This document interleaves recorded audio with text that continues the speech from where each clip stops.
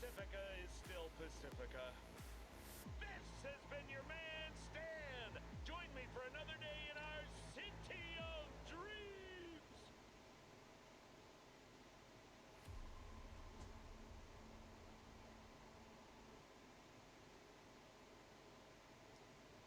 Ooh, I think we gotta listen to that one more time. That is one hell of an intro. That's from Cyberpunk 2077. So good, so crisp, so clean. We're gonna listen to it one more time. But anyways, hello. I hope you are all doing good. We're out here being chilling.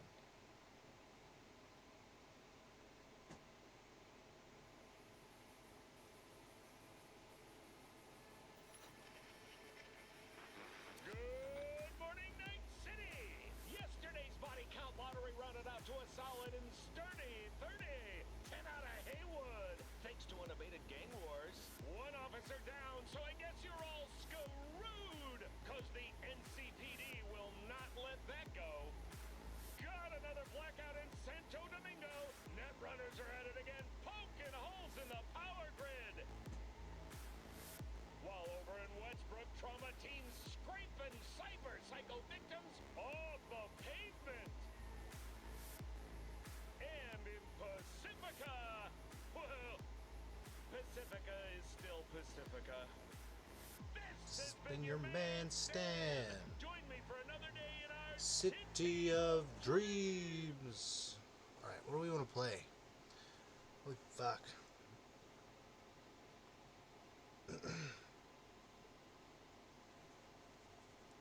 What do I want to do? I want to play O2 real quick. Do I want to play O2? O2? Welcome to us. Welcome to us.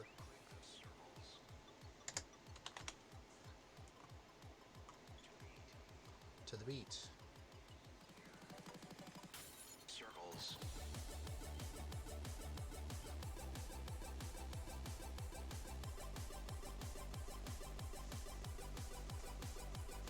Click.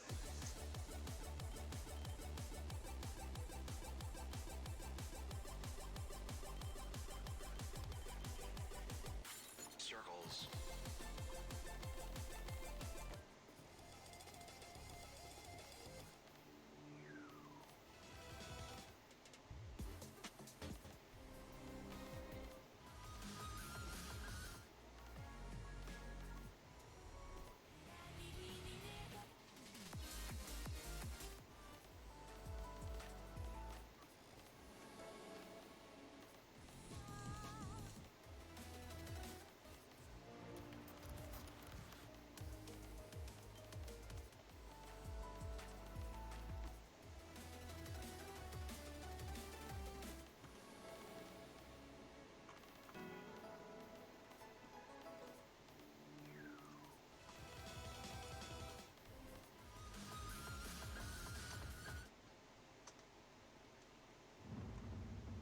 What? I missed that? Bullshit.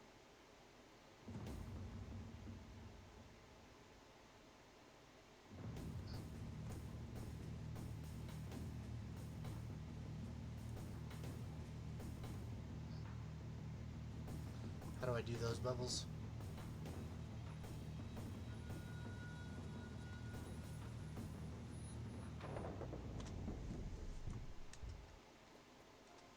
Okay.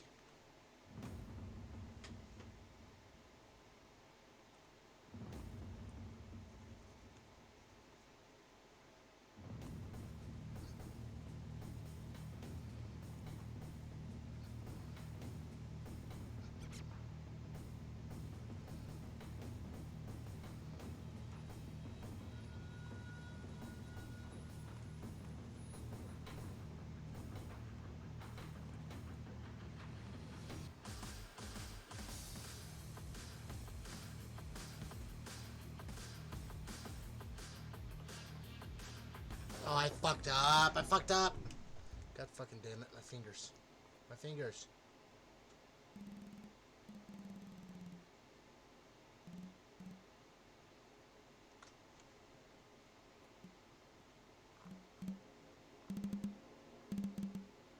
That's a handy feature.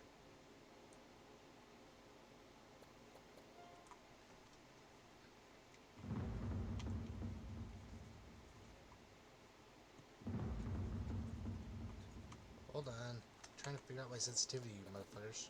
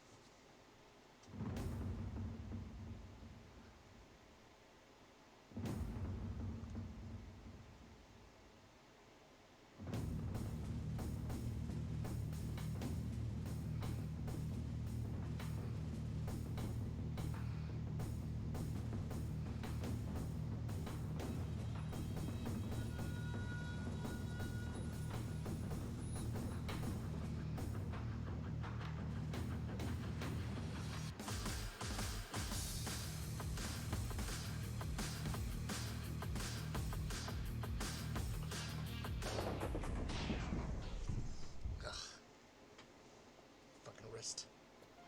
Come on, baby. Let's get this. Ah ha ha! Bunko.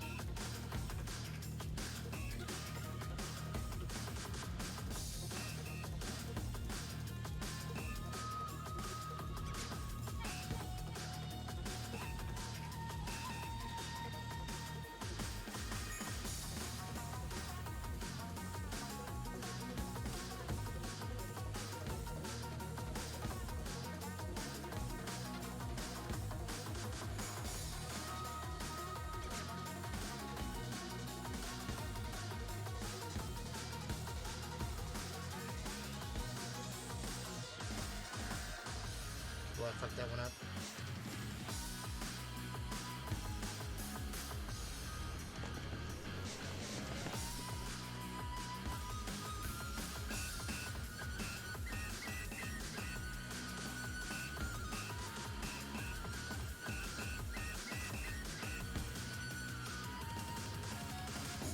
Ah!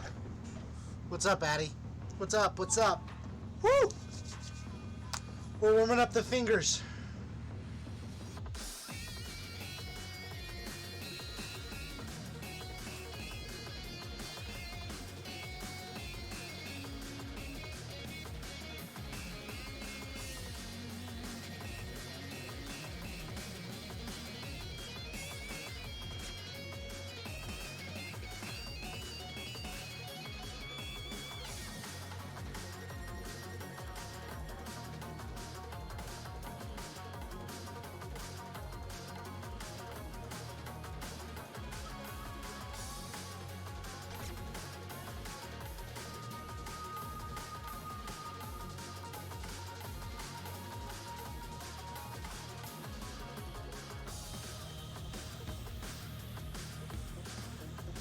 My fucking wrist hurts. Why is this song so long?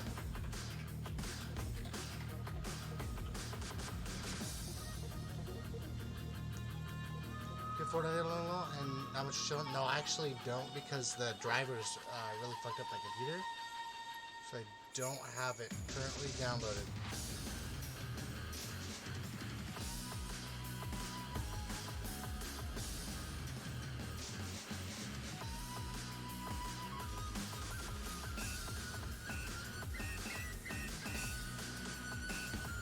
But I hope you're doing good, Addy. How's everything going for you?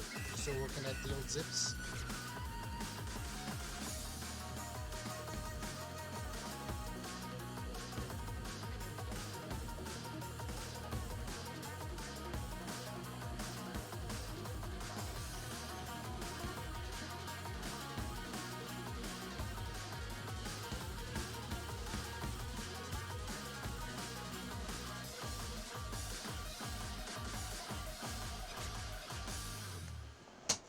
Bah! Fucking holy shit.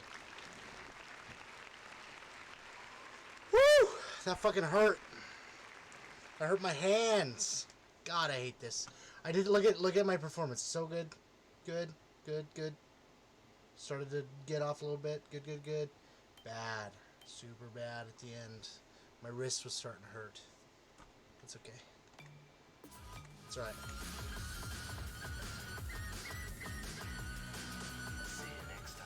See you next time. Alright, I'm warmed up. Owie.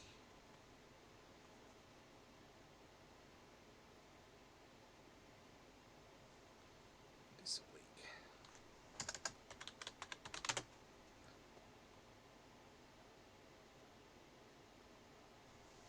I'm doing pretty good. I just been playing games. I got a bunch of new games, so we're chilling. Big chilling. I'm gonna play Harry Potter here in like an hour or so, probably.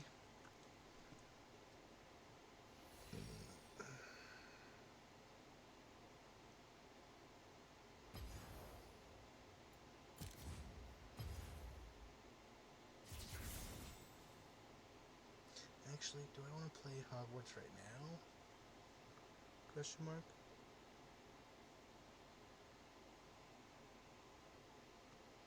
If you can get Bonzi on, we have I have DVD downloaded. I was playing that yesterday.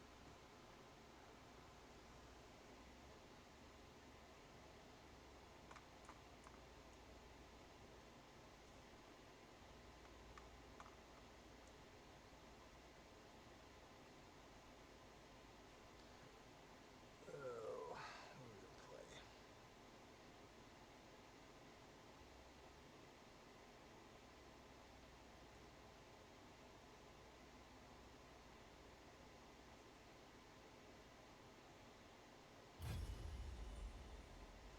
Fuck it, we'll just play around VRAM real quick.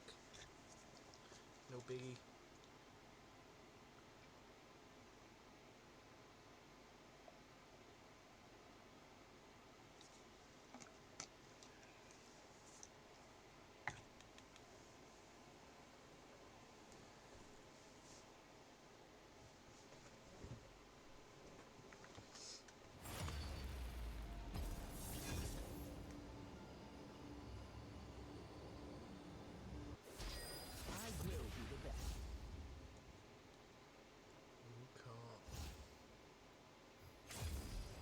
Demonstration of superior judgment. One to cut, one to seal. Check the accents. Your DB's updated, been having slow download speeds and gotta get it fixed. Oh yeah, I feel you, bro. Yeah, it's just what we've been playing. I'm hesitant to download Fortnite again because it just breaks my computer. I don't want to play this, so I might just dodge. Yeah, I'm just gonna dodge. Fuck it.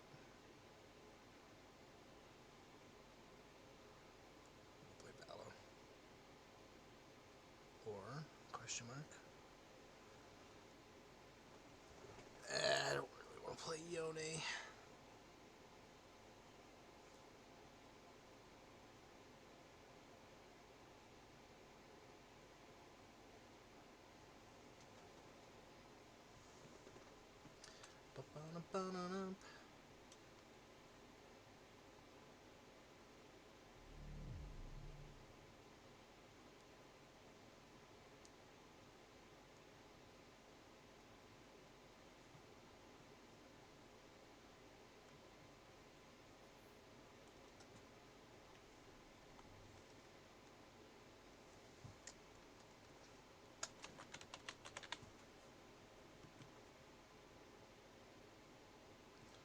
had so many issues this season. They changed up a lot, so it's all fucked. Yeah, they just add a bunch of stuff that they just don't need to add, and ends up just screwing me. My whole computer. I don't have any problems with any other game. Even the new Harry Potter game ran better than that shit. Like, it is Fortnite. Come on.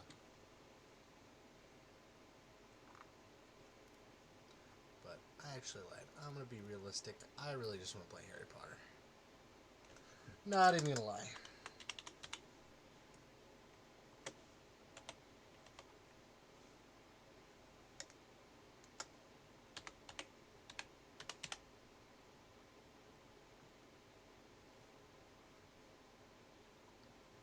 Good luck.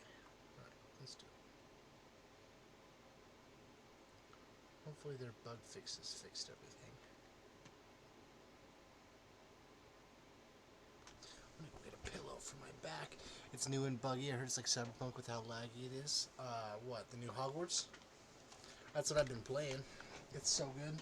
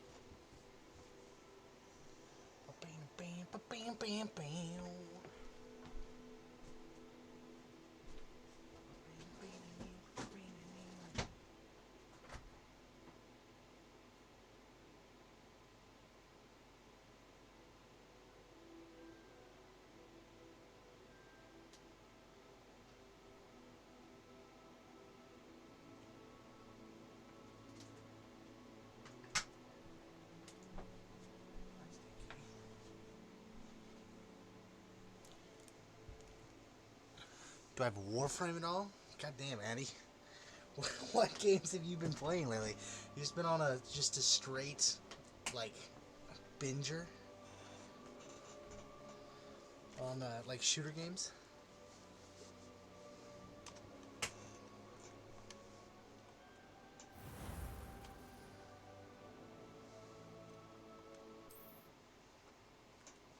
I'm level 15.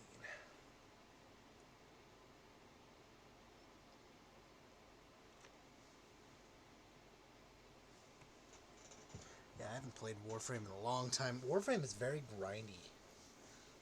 Very, very grindy.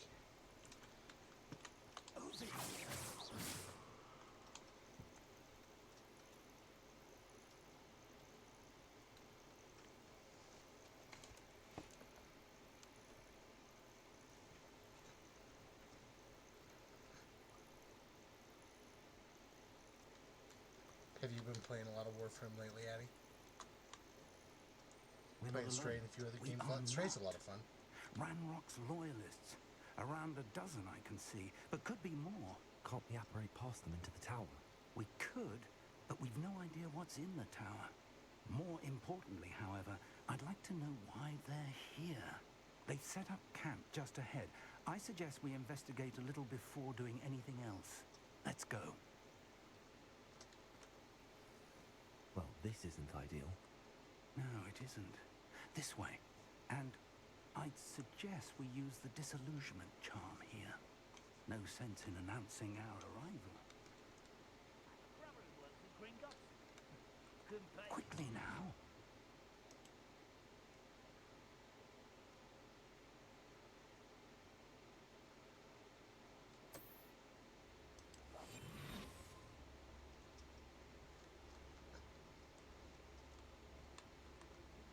Stay hidden and cast Petrificus Totalis. Petrificus Totalis. Well done. A stealth mechanic. So fucking crazy. Hello? There must be something here. Ranrock said so.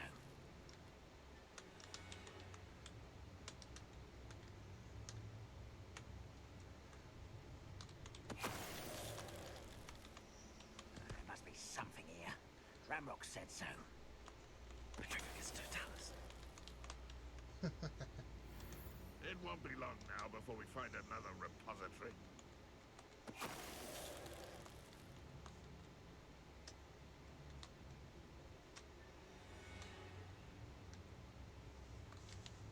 Who's that?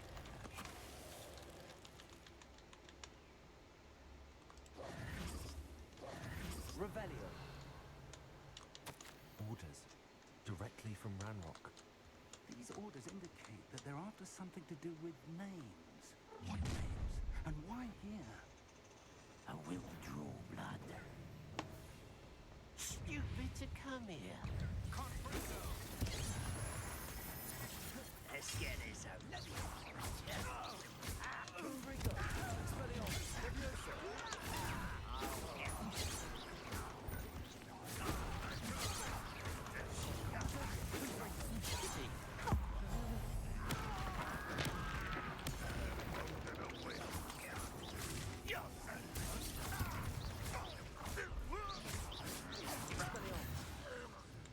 It all feels similar. Many goblins have always been antagonistic towards wizard kind, but this is different somehow. Oh, I'm glad that's over. Looks like we found the entrance. It's locked. Gonna teach me that charm, old man? An unlocking charm. Very handy. No time now, but if you don't learn it soon enough, we can work on it back at the castle. This game looks so pretty.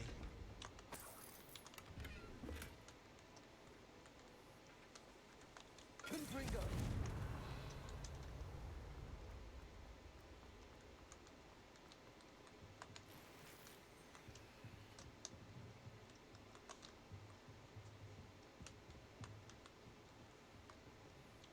I imagine these brooms have been enchanted for centuries. Never seen an enchantment last Revelio. this long. Welcome to Sanvakar's Tower. Hello, Professor. Did you say Sambakar's tower? I did. Professor Bakar is a keeper you have yet to encounter. I'm glad to see that I was correct in presuming that we would meet again soon after our last encounter. Though I surmise, based on the commotion I heard, that you did not have an easy time getting. We did not, Professor. That goblins were aware of my vault is disquieting enough. But if they have also made a connection to this tower, then the threat may be greater than I thought. Downstairs, near the entry, a reservoir of ancient magic, like those you've seen before, has been unlocked. Commanded to access a doorway. I'm afraid I can't... He and I will, in time, see you back at the map chamber. Remember what you see. We're going to need to understand how Ranrock's loyalists knew about a tower that once belonged to a keeper. For the moment, however, you've more important things to set your mind to. A reservoir of ancient magic, I believe. Then... Okay, we talk way too much. Let's go. Whoa. Teach me how to do that, mate. A reservoir of ancient magic. Downstairs, near the entry.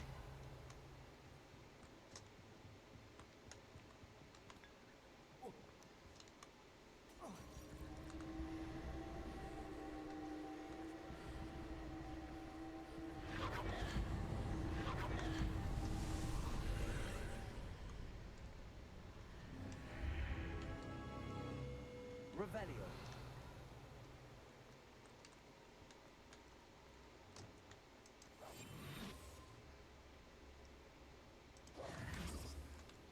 Revelio. Reparo.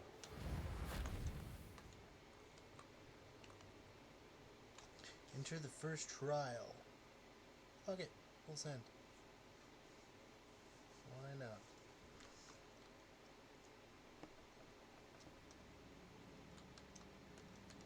I've seen this before. In Gringotts and the restricted section. You've seen this in Gringotts? What?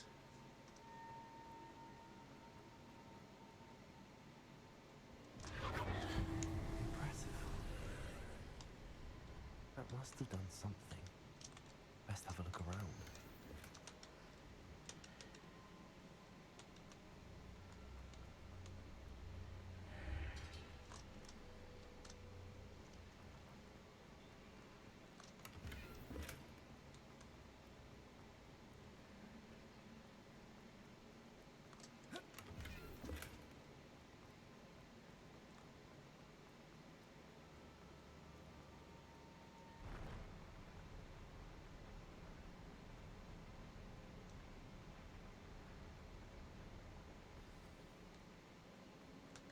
Yay, more knights to fight. More traces of ancient magic. Something must be different. Lumos. Revelio.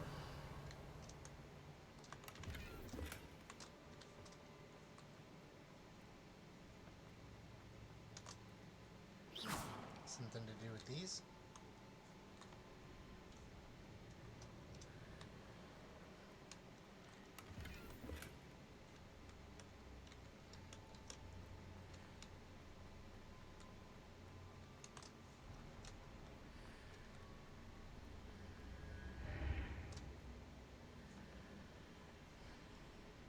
What just happened?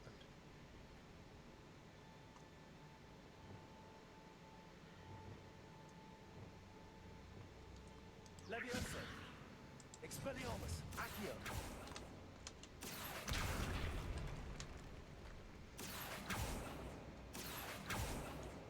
Levioso. Expelliarmus.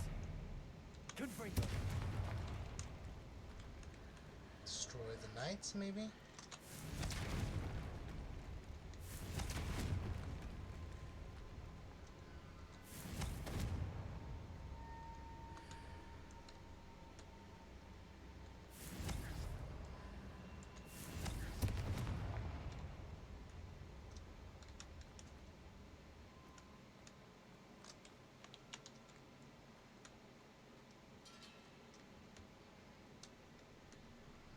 Okay, so I destroyed all the knights, now what?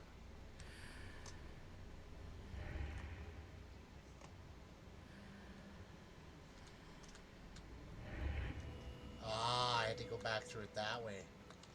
That's weird. That's fucking weird, bro. What the fuck? Okay. That's a good touch. Maybe I didn't have to destroy the knights. What is this? These are never a welcome sight. At least I know what to expect this time. Yeah, true. Expelliarmus. Protego. Stupefy. Levioso. Expelliarmus. Accio. Confringo. That felt pretty good. Revelio.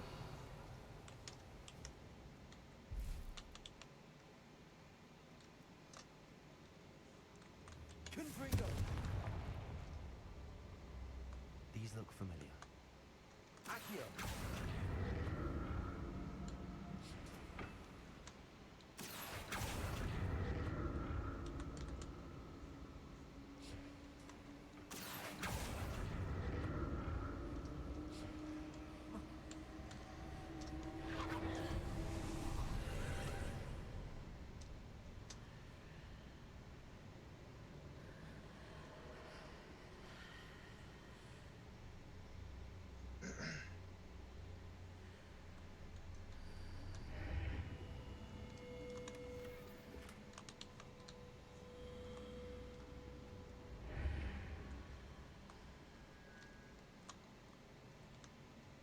Accio.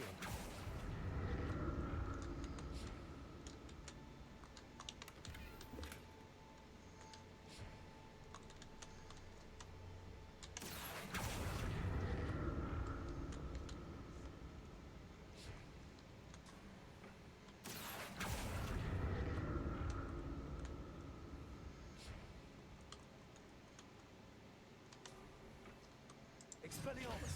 Levioso. Confringo. What did that burst of magic do? Perhaps Perhaps I should examine things from both sides of the archway. What are you talking about? Accio.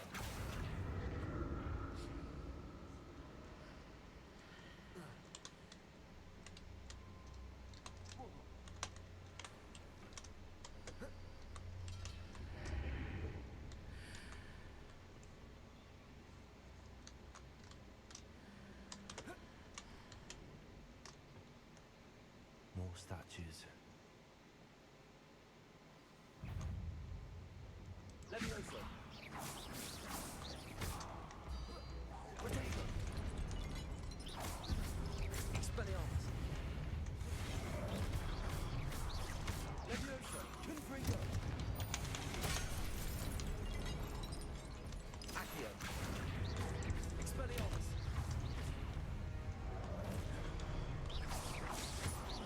Levioso. Confringo. Accio.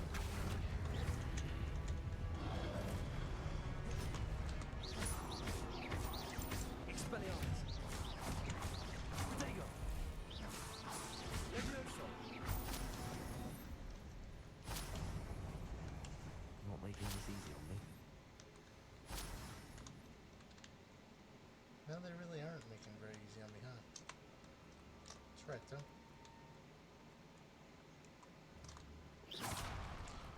There must be like something I get for destroying all these knights, right?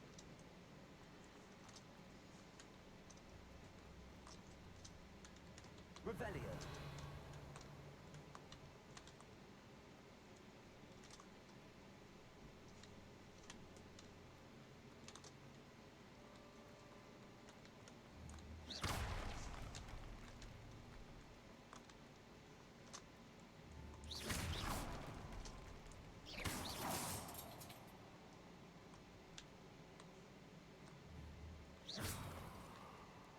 DVD will be done in like 30 minutes. Nice. Text Charles, see if he's up. He probably won't be, but...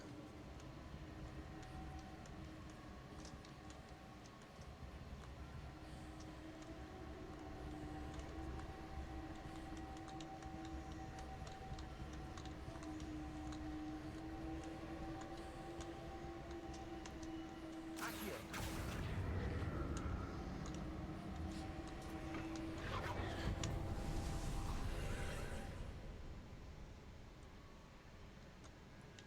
What just happened?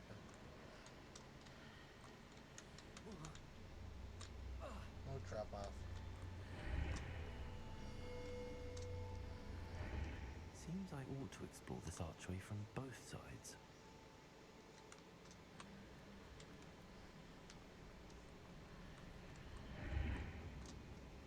Accio.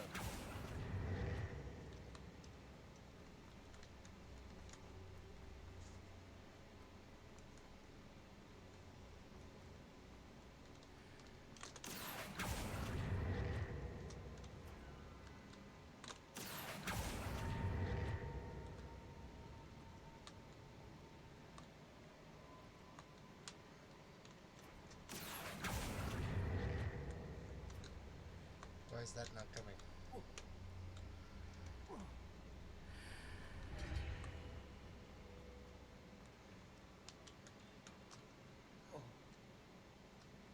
Wait, what the Did that fuck? burst of magic change on both sides of the archway? It's so weird. Something must be different.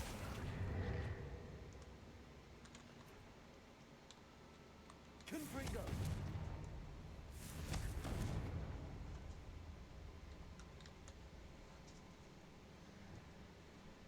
Reparo.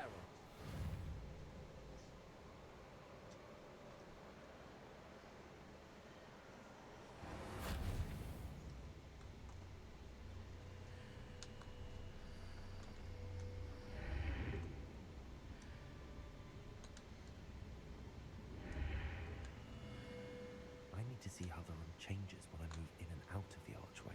What the fuck?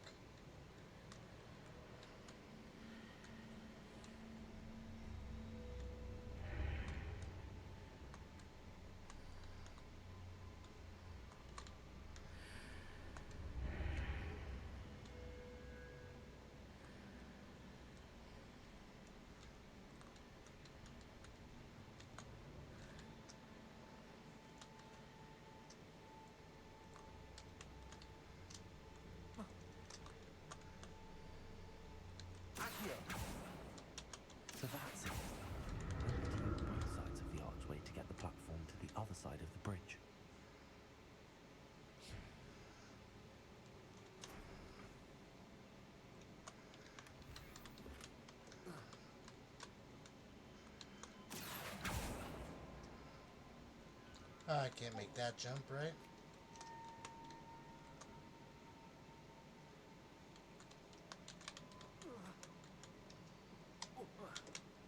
Not even close. Okay.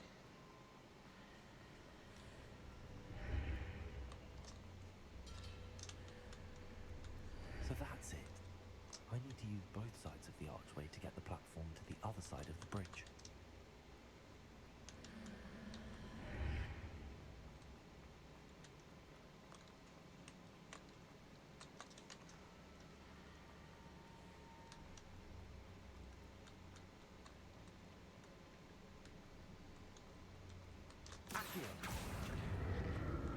There we go.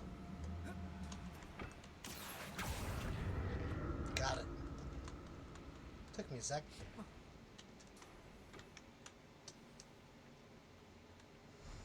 I'll never get used to these floors. Yeah, I don't like these floors.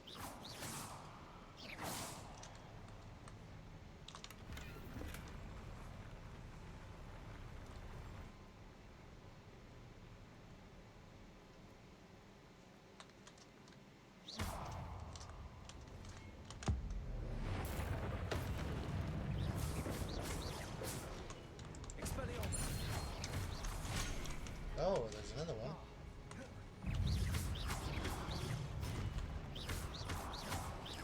Expelliarmus, Levioso, Confringo.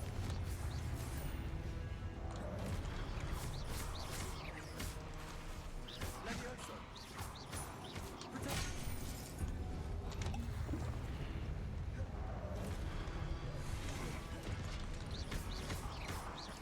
Expelliarmus, Levioso.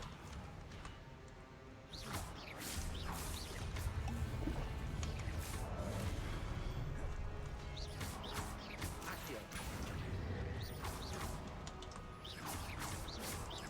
Levioso. Expelliarmus, Confringo, Protego. Accio.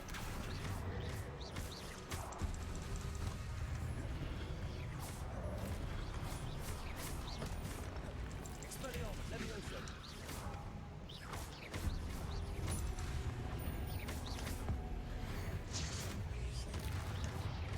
Protego. Expelliarmus. Levioso. Confringo. Accio.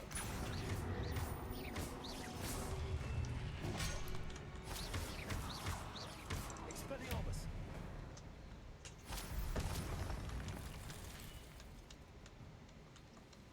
Fuckers.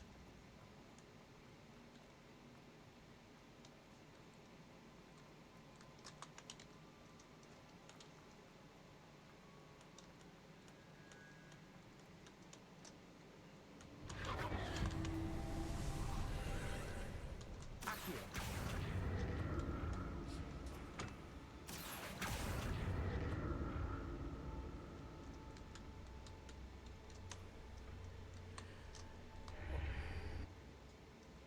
What?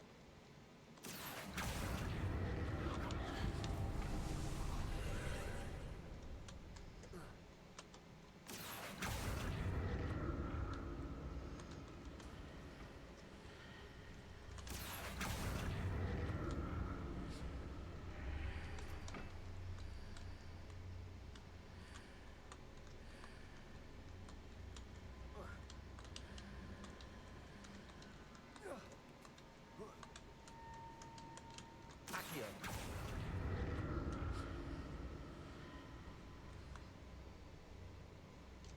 Alright, let me finish this for a minute, or let me finish this trial.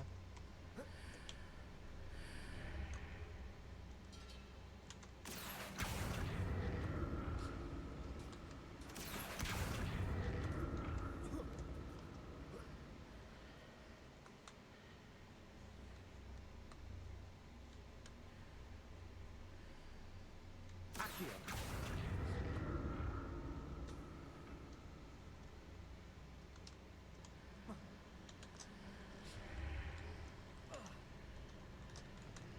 I'm so confused.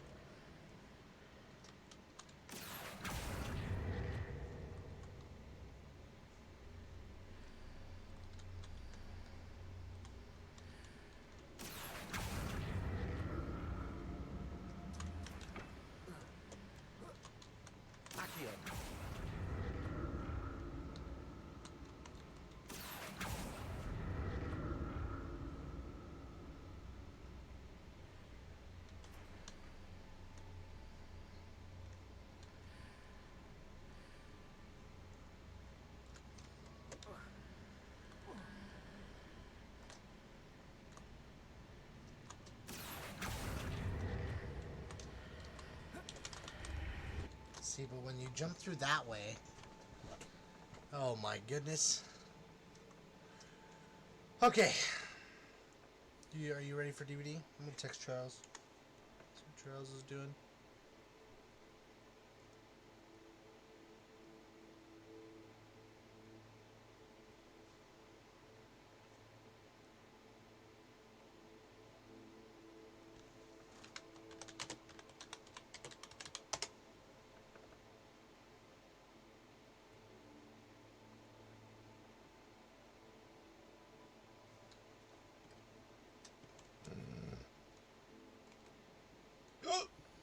Excuse me.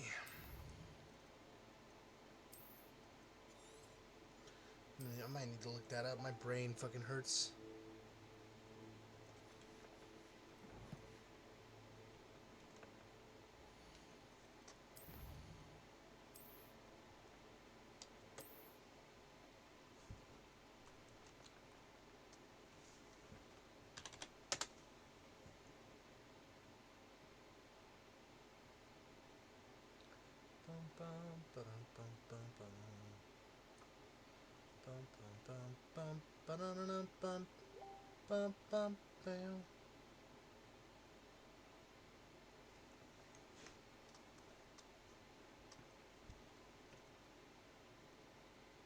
Discord chat? Yeah, probably high ground general. I'm just chilling in there.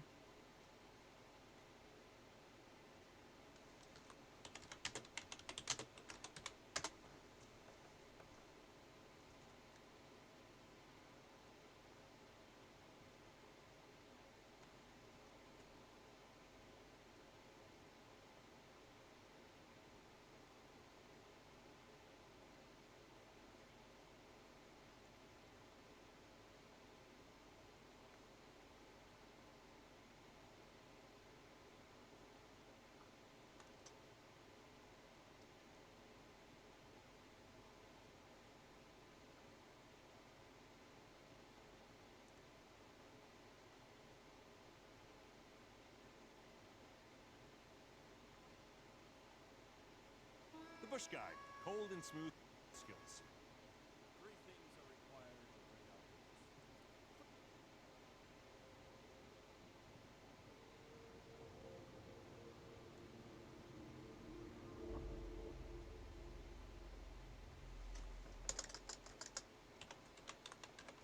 I'd always wanted to go fishing in the winter. Something about the cold and snow along the riverbank seemed so peaceful to me. Only problem was, I couldn't get anyone to come with me. I may be a strong woman, but hiking into the woods alone didn't seem like the brightest idea. But after about a month of trying to convince literally anyone to come with me, I realized going alone was my only option. I kept track of the weather and had a date set in early January. It's our coldest month of the year, but there was about a week where we were supposed to get nothing but sun. Out of the ordinary weather, but I was grateful, and I told my family exactly where I was going and where I'd be parking my car. My mom slipped an AirTag into the bag on my way out the door, and I was off. I parked my car along the side of the main road and followed the trail to the fishing spot a buddy of mine from work told me about. Something felt off, though. My hair stood up on the back of my neck, and I got goosebumps all over my body. I kept getting the feeling someone was watching me, even following me. I had underestimated how deep the snow could be. I thought that since the day before was sunny, most of it may have actually been melted by then. But no, it may have been sunny, but it was still extremely cold, so the snow turned to ice. My feet would break through the top layer of ice and fall into the still powdery snow beneath. I hadn't worn the tallest boots, so a lot was able to make its way into my socks and even begin to soak my feet. I was considering turning around and going back to my car. It seemed like there were red flags going off everywhere. But my mom always tells me to not be so paranoid, so I continued onward. The feeling of someone following me never went away, though. Every now and again throughout the hike, I'd hear a branch snap or snow crunch around me. When I looked around and saw nothing, I tried to just chalk it up to a deer running by or something. The explanations I came up with were to just try to make myself feel better about not turning back when I wasn't so deep into the woods. My feet were almost numb, and my legs were sore when I finally reached the riverbank. I pulled out my gear and changed my socks, thanking my mom in my head for packing me an extra pair. I put on my waders and made my way into the water, grateful that I wasn't getting any more wet than I already was. I stood there for what felt like hours before finally catching a fish. I wasn't planning on keeping any, so I just let it go. It was starting to get dark before I knew it, so I decided to pack up and head back. As I was packing my gear, I heard a grunting sound from across the river. I stood up quickly and took my gun from the holster and looked for the source of the sound. And that's when I saw him. A man, completely naked, standing on a fallen tree across the river, staring at me. I didn't know what to think. I was in complete shock, and I even thought about pinching myself as it felt like some weird dream. I noticed his fingers and I won't be toes talking seemed much. to be I'm just completely black, listening to claimed by what looked to scary be stories. frostbite. I wondered how he was surviving the cold wearing absolutely nothing, but I guess he wasn't. He stood there, and I swear to God, he was growling, not making any movements. I kneeled down, put the last of my things in my bag, and looked back to see what the man was doing. By that point, he was gone. I started to panic. Was he making his way over to me? I slung my backpack onto my back and kept a firm hold on my gun as I re-entered the woods, back on the trail towards my car. I didn't know what to think. The whole time I was rushing to get out of the forest, I just kept thinking the man was hiding behind every tree that I passed by. The hike takes about an hour walking, so I was almost completely sure that I'd be seeing him again. After walking around 20 minutes, I heard the same sounds as before, the branches snapping and the snow crunching. I knew he was out there watching me. I felt like I was about to cry. The fear that I was feeling in that moment was unlike anything I'd ever felt in my life. The sounds of someone following me getting closer and closer. My heart was racing, my breath quickened. I was looking around in every direction until I stopped, terrified. There he was, standing only 10 feet in front of me on the trail. He looked out of breath. There was steam coming off of his nude body as I now stared at him. I raised the gun and told him to leave me alone, but instead of listening, he began to take a step forward. I took a step back and screamed at the man to leave or I would shoot him. The expression on his face never changed. It was like he didn't even know what I was saying. He took another step forward, this time smirking as he did so. I took another step back and gave him one last warning that if he came any closer, I would shoot him. That didn't stop him. Instead, he lunged at me, and I shot. I chose to shoot at his legs. I didn't want to kill the man, just to make it so I could get away and call for help. He stumbled to the ground. He began screaming in pain. I ran by him and screamed as he reached for my legs. I kicked him in the face and he fell unconscious.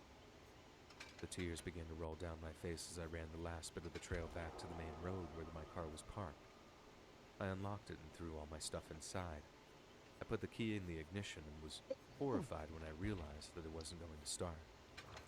The sun was setting. I took out my phone and I began to call 911.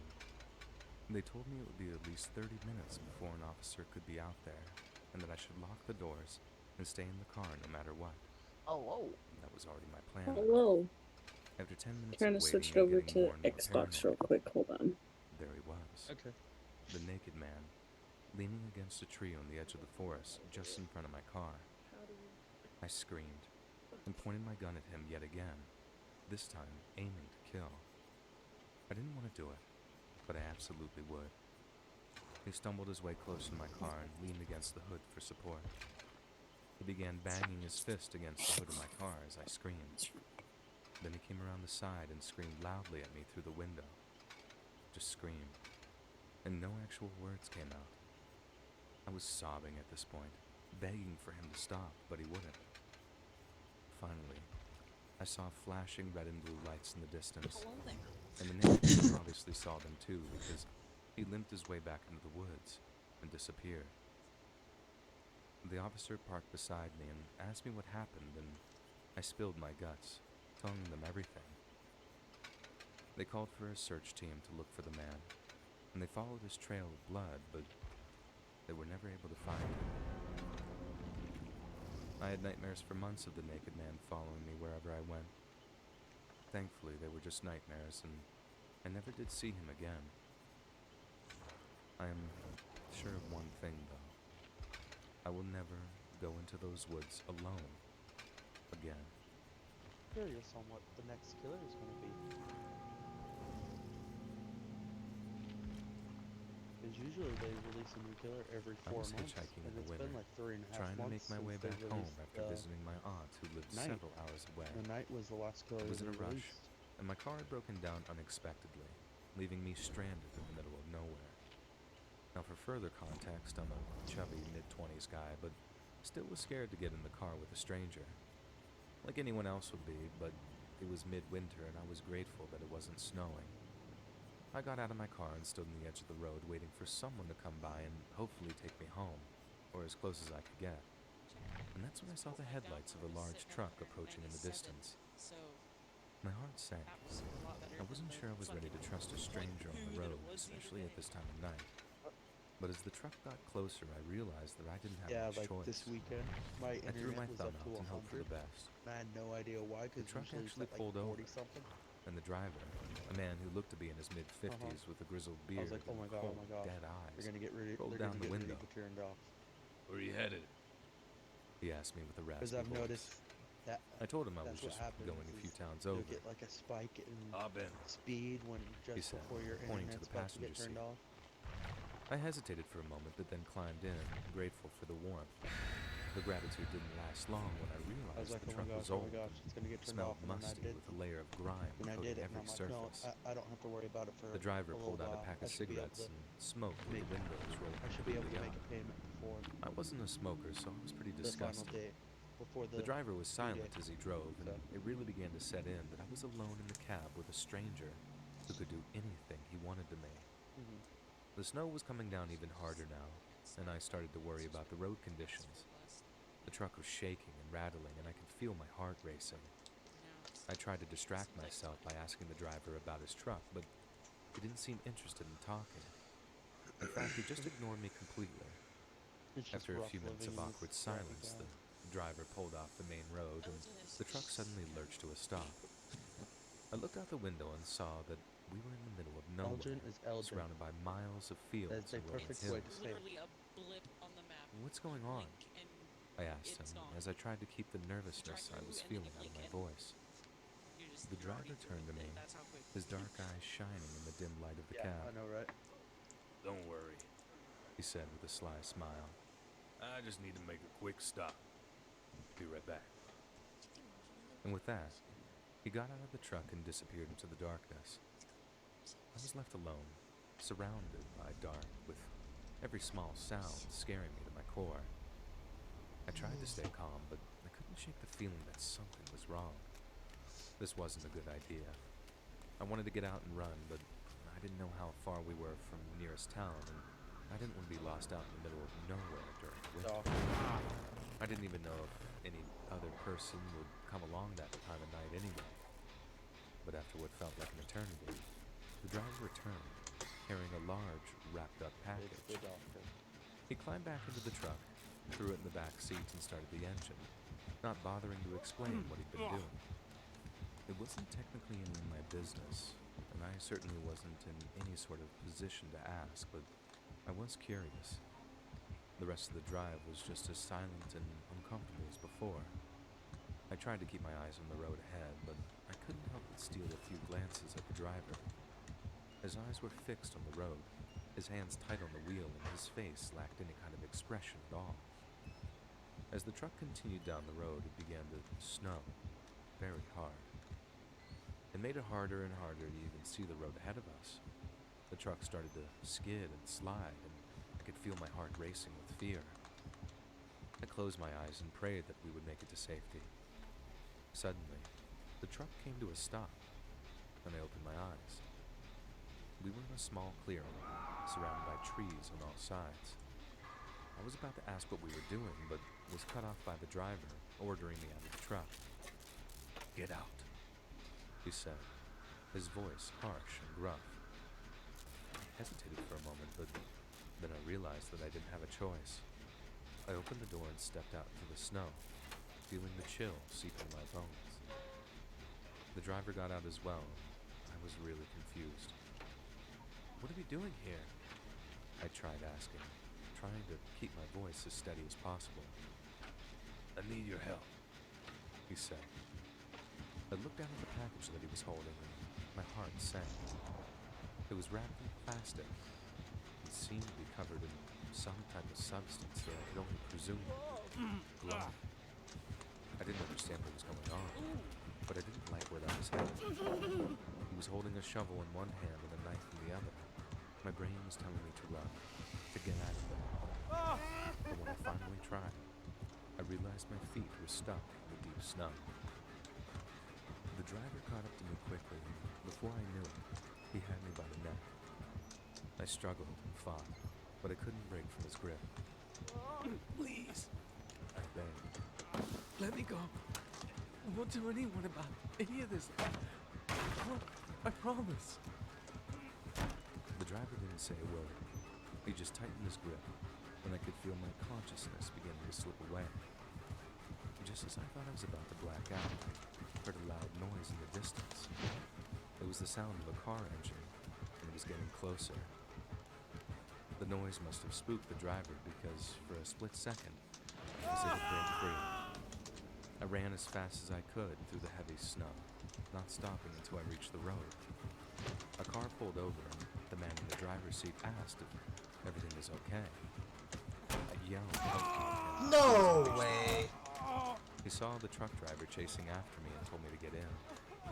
I opened the door, jumped in the car, and slammed it behind me. The man who saved me sped off and took me directly towards the police station like I'd asked him to.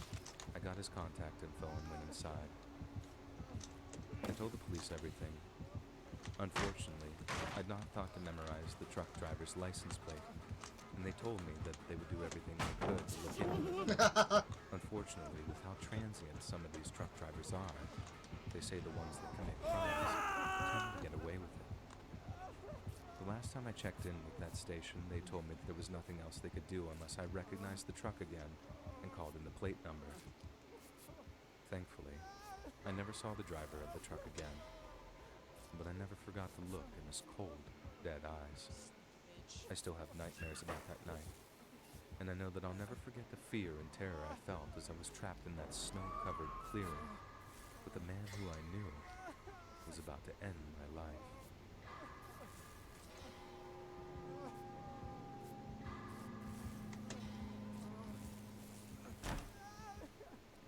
I lived out here alone for the past 10 years, surrounded by fields and forests, with only the occasional neighbor for company. It's a peaceful life, and I love the quiet, but what happened that night 3 years ago shattered whatever peace was left. I was sitting in my living room, watching the snow fall outside through the large bay window in the front room, when my dog barked and ran out the dog. I got up out of my chair as quickly as I could, but I was losing her. I chased after her, but she was fast, and I lost her in the blizzard. I knew she had run over to my neighbor's property like she does often, so I went back to the house and put on my coat and boots and headed out to find her. The walk over was brutal. The wind was crazy, and the snow was coming down so hard I could barely see my own hand in front of me. But I pressed on. I was determined to find my dog and bring it back home. This was not the kind of weather that was suitable for a dog, though. When I finally arrived at my neighbor's house, I was exhausted and covered in snow. I knocked on the door, but there was no answer. I thought maybe he was home, so I opened the door and called my dog's name. I didn't know if he'd gone through his doggy door or not, and I figured it wouldn't hurt to peek in for just a second. That's when my neighbor appeared with his shotgun in hand. Bro, I have been schooling on this kid. Holy He shit. snarled. He was standing so close to me I could smell the alcohol and cigarettes in his breath. "I'm just looking for my dog," I said as I tried to stay calm. She ran over here during the storm. I thought maybe she came into your house." "Get out of my house," he said, waving the gun at me. "You're not welcome here." I took a step back as my heart raced. "Please, man, I just want my dog. I'll leave as soon as I find her." He spit at me before saying, "You're not leaving until I say so." I tried to reason with him, but he wouldn't listen. My dog came running out of the snow, and I grabbed her by her collar and held her next to me. The man continued to hold me at gunpoint. He kept talking about how I was trespassing and how I had no right to be on his property. I started to feel like I was trapped, and I didn't know how to escape. I tried to make a break for it, but he immediately grabbed me by the arm and pulled me down inside. Fuck me. He locked the door behind us, and I realized that I was now completely at his mercy. He kept that gun trained on me as he led me into his living room. I saw my dog cowering in the corner, and I was filled with fear for her safety. I love that dog more than anything else in the world. Please, let us go. We won't come back here again, I promise. It's an honest mistake. He just laughed. You think I'm stupid? You think I don't know what you're up to? I had no idea what he was talking about, but I knew I needed to keep him calm. I started talking to him, trying to find common ground. I told him about my life out here and about how I love the peace and quiet. He didn't seem interested, but also didn't pull the trigger, so I kept talking. Maybe I was distracting him from his own insane thoughts. Somehow, hours passed and I started to feel hopeful. I was still sitting on the sofa, waiting for him to say something or let us go. Maybe he would let us go after all, I thought. But then, suddenly, he changed. He became violent, screaming and waving the gun around. I was sure that he was going to kill us both. He was saying how we were one of them, and he was being watched and we were part of it. He seemed like he was going completely crazy, and what he said made absolutely no sense at all. I tried to better explain what he was saying, but he wouldn't. He just kept up with this mantra of how the government is evil and always watching him. He was convinced that they wanted him dead, and that he knew all of their secrets. I actually agreed about the government being evil part, but the rest of his radical ideas were just a little too insane for me to get behind. His ranting seemed to distract him even better than my talking, so I let him go on as long as he wanted to. It turns out, without interruption, he would just go on forever. And that's when I heard a sound outside. It was the sound of a car, and I knew someone was coming to help us. My neighbor stopped talking to listen, He's the first hook. and I called out for help. Good thing I hoping that borrowed they could hear time. me, and I could hear them calling back. They said it was the police. The man heard it too, and he started to panic. He grabbed me by my arm and my dog by the collar, and he pulled us toward the back of the house. I struggled and tried to get free from his grasp, but he was too strong. He threw us into a small windowless room and locked the door behind us, and I could hear him pacing outside, muttering to himself. I was desperate to escape. I tried to break down the door, but it was too solid, and he yelled when I banged on the wood. I tried to find a way out through the walls, hoping that they were thin, but they were too thick and there were no windows. I was trapped with no way out. I don't know how long we were in that room, but it felt like an eternity. I was cold and hungry, and my dog was curled up in a ball on my lap. I started to lose hope again when I heard the sound of the lock turning. The door opened, and a police officer stepped inside with his gun drawn, and he had come to rescue us. The man was arrested on the spot, and I was finally able to go home. I was shaken and exhausted, and I was grateful to be alive. And apparently, one of our other neighbors had heard him yelling, and he knew how mentally unstable he was, so they immediately went to just calling the police, just in case he was involved with anybody else. And thank God they did. I never found out what had set my neighbor off that night. Maybe he was just a crazy person, or maybe he had some sort of vendetta against me, mixed with however much booze he had that night. I have no idea. Either way, I was glad to be out of his reach. I never went back to his house or on his property, and I never saw him again. But every time it snows, I can't help but think about that night, and I'll always be eternally grateful for the police officer who put his life on the line to save my life that snowy winter day. Earn your degree faster at Purdue University Global. With over 175 online programs, there's one for you. Start today with a 3-week risk-free trial. Bro, this Apply poor now doctor. at PurdueGlobal.edu. I'm chasing this doctor. What the fuck?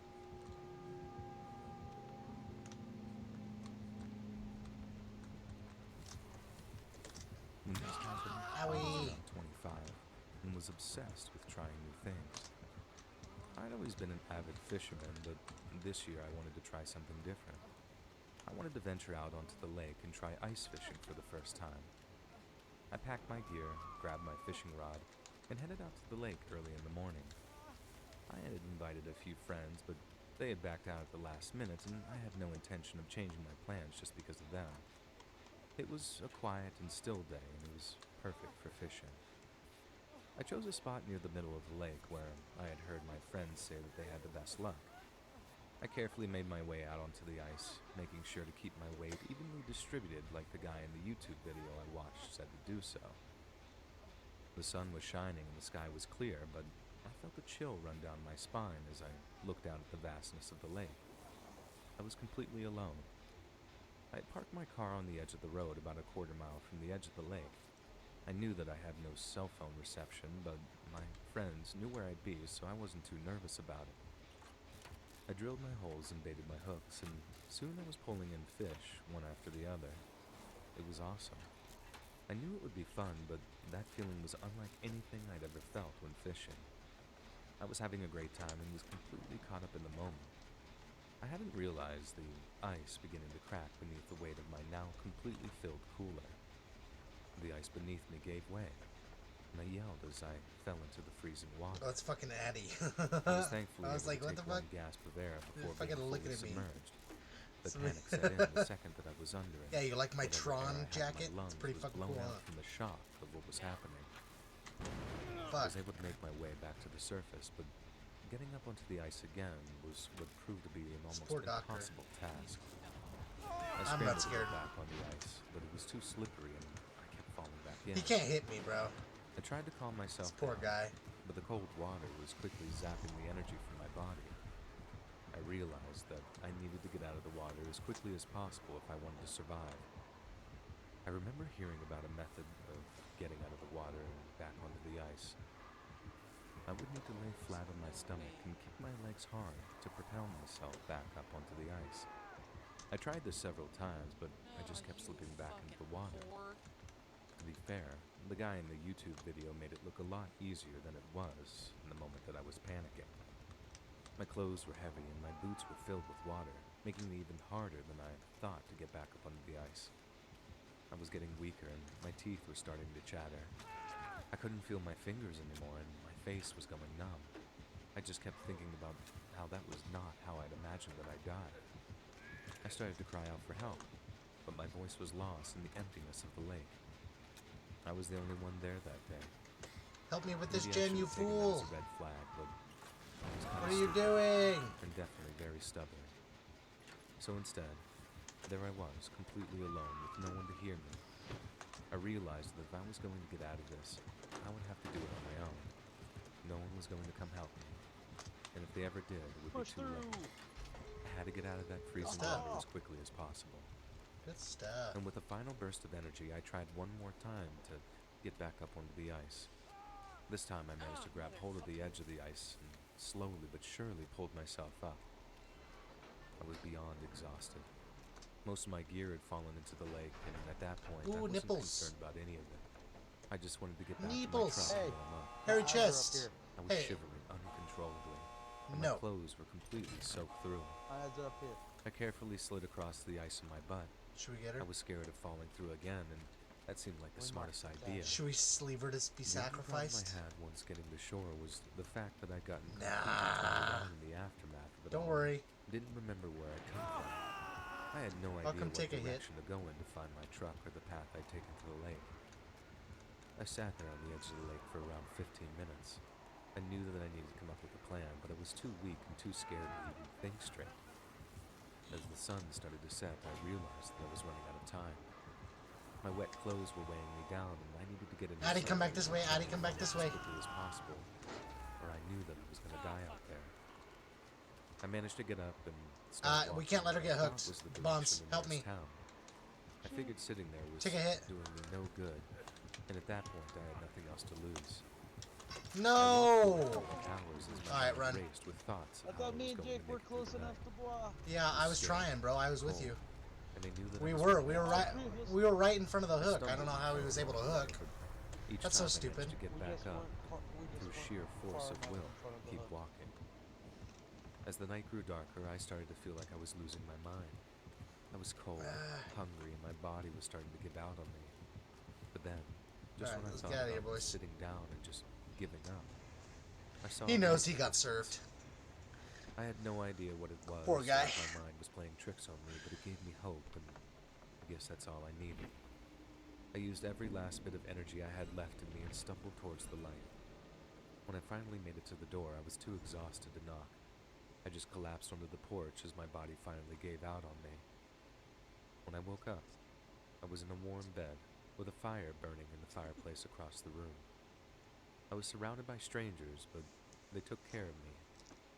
And I had learned that I had come across a remote hunting cabin where a group of hunters had been spending the weekend. They had called for help when they had found me and had put me in dry clothes and tried to keep me warm until the rescuers came to get me. I was flown to the hospital in a helicopter and treated for hypothermia and several broken ribs. I guess all those falls that I'd taken weren't harmless after all. They said I was lucky they never punctured one of my lungs.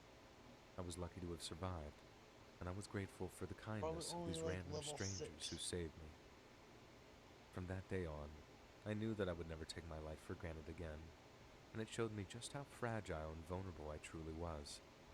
And I'm grateful for every day I get to live in this amazing world.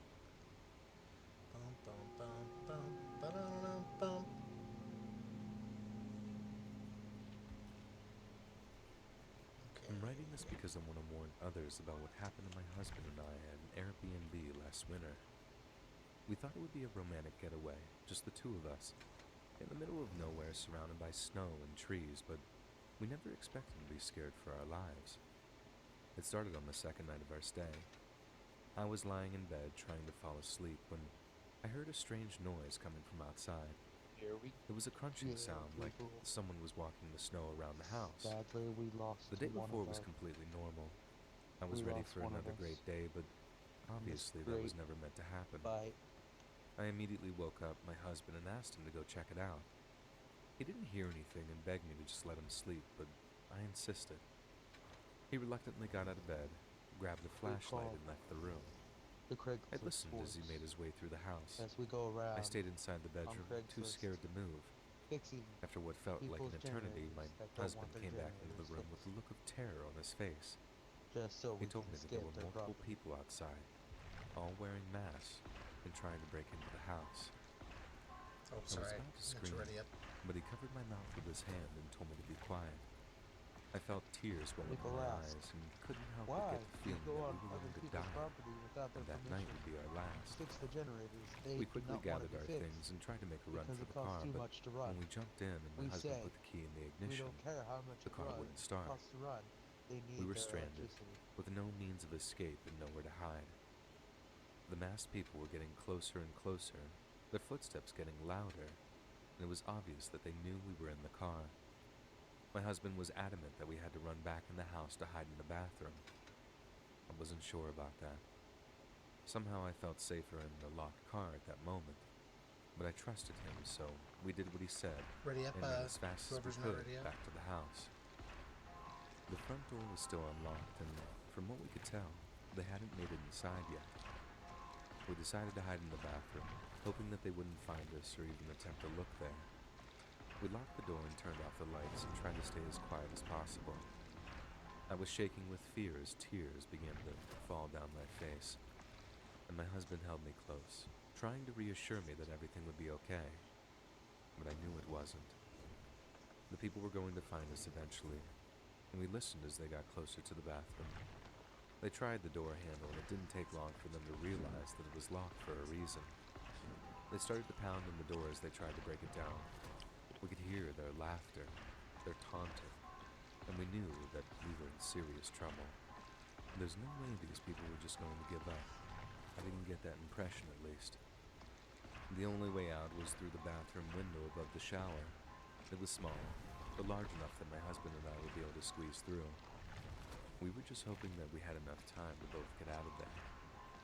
I went first and then watched as my husband fell to the ground after he made his way out of the window. He closed it behind him to make it look like we were never in there, and we ran as fast as we could through the woods, our feet sinking into the snow. We were both only wearing slippers, and the snow and ice was so cold that it felt like it was burning my feet. We were exhausted, and our bodies were starting to get numb from the cold, but we kept running. We wanted to stop and rest, but my husband motivated me as best he could to keep going. We eventually stumbled upon a cabin, and we were relieved to find that it was abandoned. We took refuge there. There was a fireplace and wood, and my husband managed to start a fire to keep us warm. Before we knew it, we had fallen asleep, and the sun was rising in the distance. The light peeking into the windows woke us up, and we decided that we would walk back towards the house to see if those people were still there. We slowly and quietly made our way back to the Airbnb, but there was no sign of the masked people. My husband popped the hood to the car and realized that the battery had been disconnected. He reconnected it, and we drove to the nearest town and reported what had happened. The police went to the house and didn't find any evidence of a break-in or any sign of the masked people.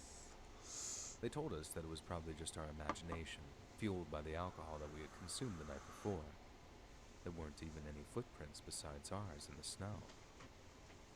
We got in contact with the host of the Airbnb and asked if they had any security cameras they could back up our story, but conveniently that night they had not been working. There was no footage of anything. Part of me feels like we had been set up, like the whole thing was a trap and maybe the hosts were even in on it. The day after we left, the ad for the Airbnb was gone and there was no trace of the house or any vacation rentals. It was all just an incredibly sketchy situation. We even told our parents, and after hearing the whole story and how the police had found nothing, they sided with the officers too and told us that we probably had too much to drink and heard and saw things that really weren't there. But the last time I checked, alcohol doesn't make you hallucinate. We were devastated to not be believed when we had experienced something incredibly traumatic the night before. But my husband and I both know what we saw and what we heard. I can't shake the feeling that we were being watched. We never went back to that Airbnb and we never spoke of what happened there again. We both decided it was just something we wanted to forget. I'm sharing our story because I want others to be aware of the dangers of staying at a house that isn't your Fucking own, night again. out in the middle of the woods. You never know who or what could be lurking outside your door, waiting to harm you. So if you're thinking of booking an Airbnb in the middle of nowhere, be careful. Don't let your guard down, and always trust your instincts. And if you hear a strange noise outside, stay inside, and call for help if you're able to. It's better to be safe than sorry. This knight might be the same guy as that doctor. He's kind of doopey. I'm not one for going on hikes. I'd much rather spend my days inside, cozied up with a good book and a cup of coffee. But when my boyfriend, Greg, suggested that we go on a winter hike, I reluctantly agreed. He'd always been the adventurous type, while I was content to stay in my comfort zone. I just wanted to make him happy, and if this was how, I'd do my best to act excited about it. The drive up the mountain was gorgeous, and I was relieved that there were other cars parked at the trailhead. We grabbed our backpacks from the trunk and headed onto the trail. The hike was only supposed to take a few hours there and back, and it was so early by the time we started, so I wasn't too worried about it getting dark while we were out there. Is he really just puppy guarding this fucking generator? The snow was like a blanket of soft white coating everything. You've got to be fucking kidding me. What a fucking loser. We took turns leading the way, crunching through the snow, making our way deeper into the woods. God. We were having an amazing time, and I was actually really glad that I'd agreed to go. I felt free and alive, despite the air getting colder and colder around us as time went on. But then, something went wrong. Possibly the only thing I hadn't even thought would be a possibility. We got separated.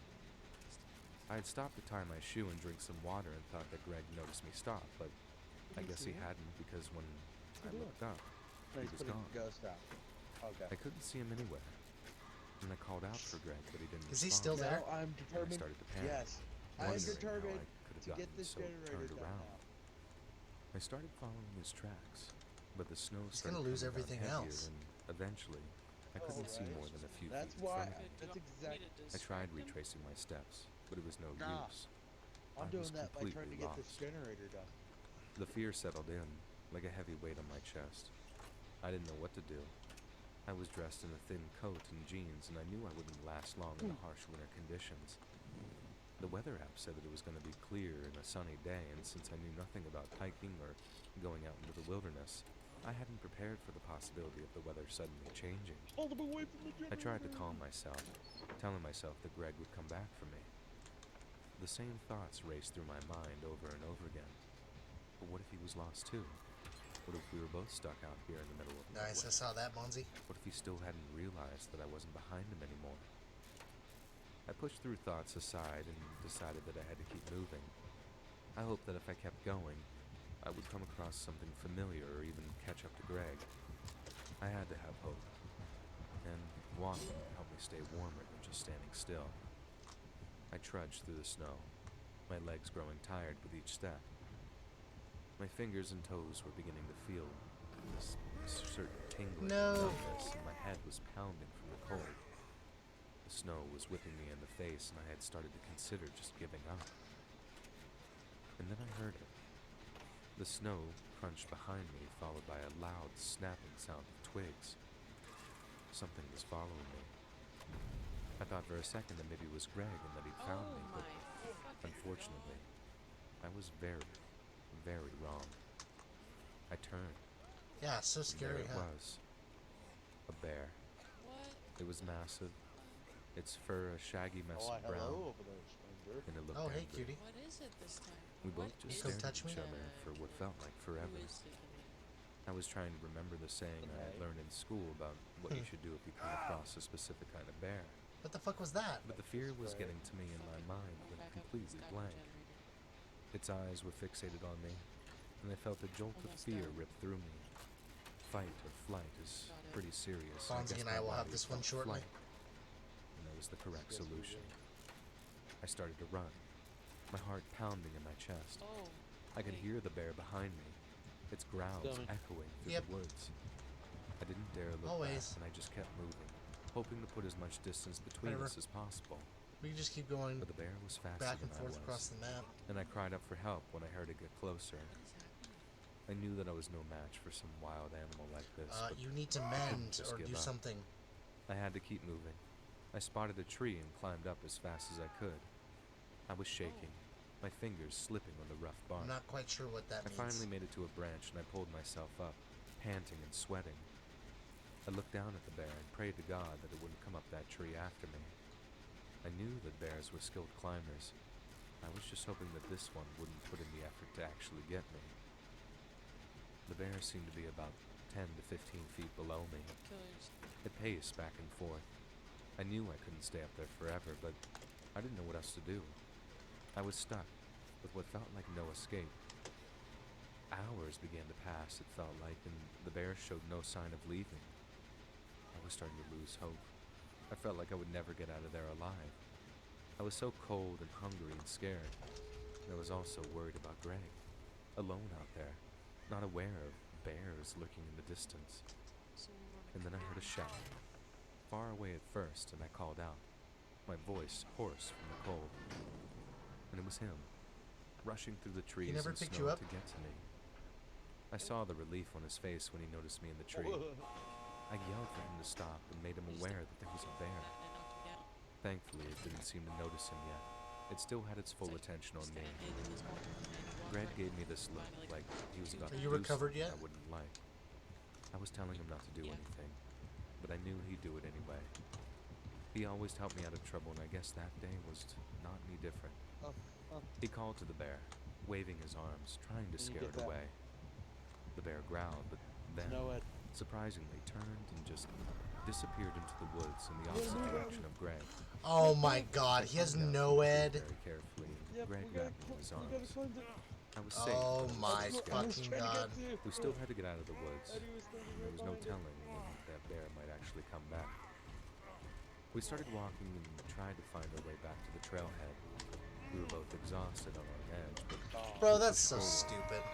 I was grateful Okay, for we Greg's got it. presence, but This guy is I was scared of trash. the thought that something would happen to him. Yeah, I'd yes. be alone again. I've been making him the Everything this seemed entire normal, time. but suddenly Greg screamed, and I turned to see him He's on the puppy ground, guarding. writhing in pain. Yeah, I rushed over to him. My heart was beating quickly when I looked down and saw what happened. His foot had got caught in a tree root that had been hidden in the snow, and his ankle was very Nice. swollen. I'm out. I'm out. I'm out. I'm Like his out. foot was flopping around when I lifted his leg. I thought I was going Thanks. to Good pass job. out just from the sheer Good job. brutality. of Whatever it. that person is. Good job. I tried to lift him, but he was too heavy. His body had collapsed from exhaustion, so hopping on one foot wasn't an option. Good distraction and save. I grabbed the emergency blanket from his back and spread it out across the snow. I rolled him out onto it and tied two of the ends together and dragged him through the snow, my own exhaustion making it nearly impossible. I was determined, though. I had to save him just like I knew he'd do the same for me. I couldn't let him die out there in the middle of nowhere. Bonzi's The gonna snow open had the finally other calmed exit. down and the wind was howling through the trees. Yeah. I was Atta freezing. boy. My clothes Easy. and hair were soaked through. I make my But I own pushed exit. on, inch by inch, step by step. I was terrified of what other bad thing could happen, but I was determined to save Greg no matter what. The rush of adrenaline that was going through my body was enough to keep me going for at least a little while longer. Finally, after what felt like hours, I saw it. The trailhead, and I let out a scream of joy as tears streamed down my face. We made it. We were safe. I dragged Greg to the car and I drove him to the nearest hospital as quickly as I could. He had started to go in and out of consciousness by that point. He was treated for his broken ankle and had to get the tips of a few of his fingers amputated after it was discovered that he had developed frostbite. I was treated for hypothermia and otherwise had escaped with only minor cuts and bruises. We were both okay, but we both changed that day. We were both scarred by what happened in the woods, and I still think about how we saw other cars at the trailhead, but never saw a single person out in the trail. I wondered if they had gotten lost like us, or maybe they were further on the trail than us and made it back safely. I hope so, at least. I guess going out of your comfort zone isn't always a good thing, but I learned one thing really valuable that day.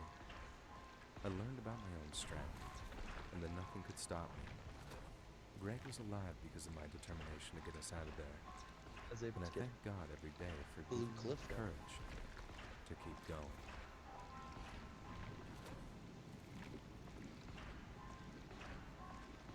Click the join button to become a member today for exclusive Tomorrow's the content. Super Bowl. I've been Tomorrow snowboarding is? for over a decade now. Yep. And I've always pushed the limits of what's considered safe. I've ridden down the steepest slopes, braved the harshest conditions, and lived to tell the tale. But today, I was reminded that no matter how experienced you are, Mother Nature always has the upper hand. The Kansas City I was Chiefs out on the versus slopes the feeling Philadelphia confident Eagles. and unstoppable. I was catching air, doing tricks, and just feeling generally alive, as I always do. Travis Kelce I was so versus focused on Jason the throw of the Kelce. ride that I didn't notice the signs Brother versus warning brother. the dangerous drop-off just ahead. Before I It's knew the it, first time in I was NFL off the edge history there and falling down a two cliff. brothers on opponents. At first, I legitimately thought that I was going to not die. coach-wise. The wind was rushing past my face, the snow was whipping against my body, and the ground was rushing up to meet me. I managed to tuck and roll, but the impact was still brutal. I felt a sharp pain in my leg, and I knew instantly that it had broken, and the pain was just unimaginable. I laid there for a moment, gasping for breath, and tried to take a second to assess the damage. My leg was bent at an unnatural angle, and I could feel the bone grinding against my skin. I tried to move, but the pain was too intense. I was stuck. I yelled for help and hoped someone could hear me, but no one did. The pain was starting to get really bad, and I was begging for my body to give one of those adrenaline rushes you get in times like this, but it wasn't coming. I started to panic. I was far from the main slope, no really? cell service, and no one around. You motherfucker. I was alone, injured, and at the mercy of the elements. I started to feel the cold seeping into my bones, and I knew that I had to act fast if I wanted to survive. I remembered my snowboard and figured maybe I could use it to help me get out of there and maybe get somewhere where someone would notice me. The snowboard was still attached to my feet, and I realized that I could use it to slide down the mountain slowly, but it wasn't going to be easy. It was my only chance. I slid my butt into the middle of the board and lifted my leg onto the front of the board as best as I could without doing any more damage. I started to panic again and doubt if this was something I could even manage. If I even had the strength or courage to save myself. This is never a situation I thought that I'd be in. I may be the adventurous type, but never the type to survive something like this. I did my best to take the deepest breath I could and started to slide down the mountain, gritting my teeth against the pain and trying to stay in control. The snow was deep and soft, and I was able to make slow progress, but I also knew that if I lost control, I could easily fall off another cliff or get stuck in a snowdrift. Every now and then, my leg would fall off the board and get caught in the snow, and I'd scream in pain. I was so nervous the bone was going to rip out of the skin at any second. I didn't want to have to deal with a broken bone and an open wound on the side of the mountain. I took a second to myself to ask whatever God was out there to let me survive, to let me see my family again. After my break was over and I took a deep breath, I used my hands to push me further down the mountain. My ride was bumpy and the cold was starting to numb my fingers and toes. I was terrified and about to pass out from the pain, but I kept my focus on the goal. I had to get to safety. I had to make it home. As I slid down the mountain, I started to see signs from the slopes. I saw a ski lift in the distance, and I knew that I was getting close. I picked up speed, hoping to reach help before it was too late. I was screaming for help as loud as I could. My voice was becoming hoarse in the cold air. Sliding down the mountain on my butt on a snowboard is way harder than I ever could have imagined, especially with a completely broken leg. I slid off and was trying to position myself back onto the board when I heard a loud noise. I knew that sound. I've heard it many times before. It was the sound of an avalanche. I turned my head and saw a wall of snow rushing toward me. I was frozen in place, unable to move or escape, and I was about to be buried alive. At that moment, all I could think about was my wife and daughter. I thought of the life I was leaving behind. I thought of the things I still wanted to do. I didn't want to die there, in that lonely place with no one to mourn my loss. Who knows if they would ever find my body under all that snow? I closed my eyes and braced for the impact, but it never came. I opened my eyes and saw that I was still moving, still sliding down the mountain on my snowboard. I looked back and saw that the avalanche had missed me by mere inches, and I guess when I was trying to get on the snowboard, I had managed to, and I didn't realize that I had started moving since the mountain was shaking beneath me and pushing me forward. I was shaking, crying from the dramatic relief that I was feeling, but I didn't stop. I continued to slide down the mountain until I finally reached the bottom. There weren't many people around since it was a slow day for the resort, and I collapsed onto the ground and started to scream for help. Within minutes, a ski patrol team arrived. They quickly assessed my injury and called for a heli evac to airlift me to the hospital. As I was being loaded into the chopper, I couldn't help but feel grateful for the second chance at my life. I had to spend a week in the hospital, and since the accident, I've had plenty of time to reflect on what happened. Yep. I learned that even the most experienced snowboarders can make mistakes, and that the mountains are not to be taken lightly. I also learned that the will to survive can be a powerful force, and that sometimes all it takes is a little bit of luck to make it out alive. I'll never forget that day, and I'll never take the mountains for granted again. I'm just grateful to be alive and to have another chance to make the most of my life and spend as much time with my family as possible. To be honest, I don't snowboard much anymore, and I'm fine with that. If it means I'll never have to experience a day like that, ever again.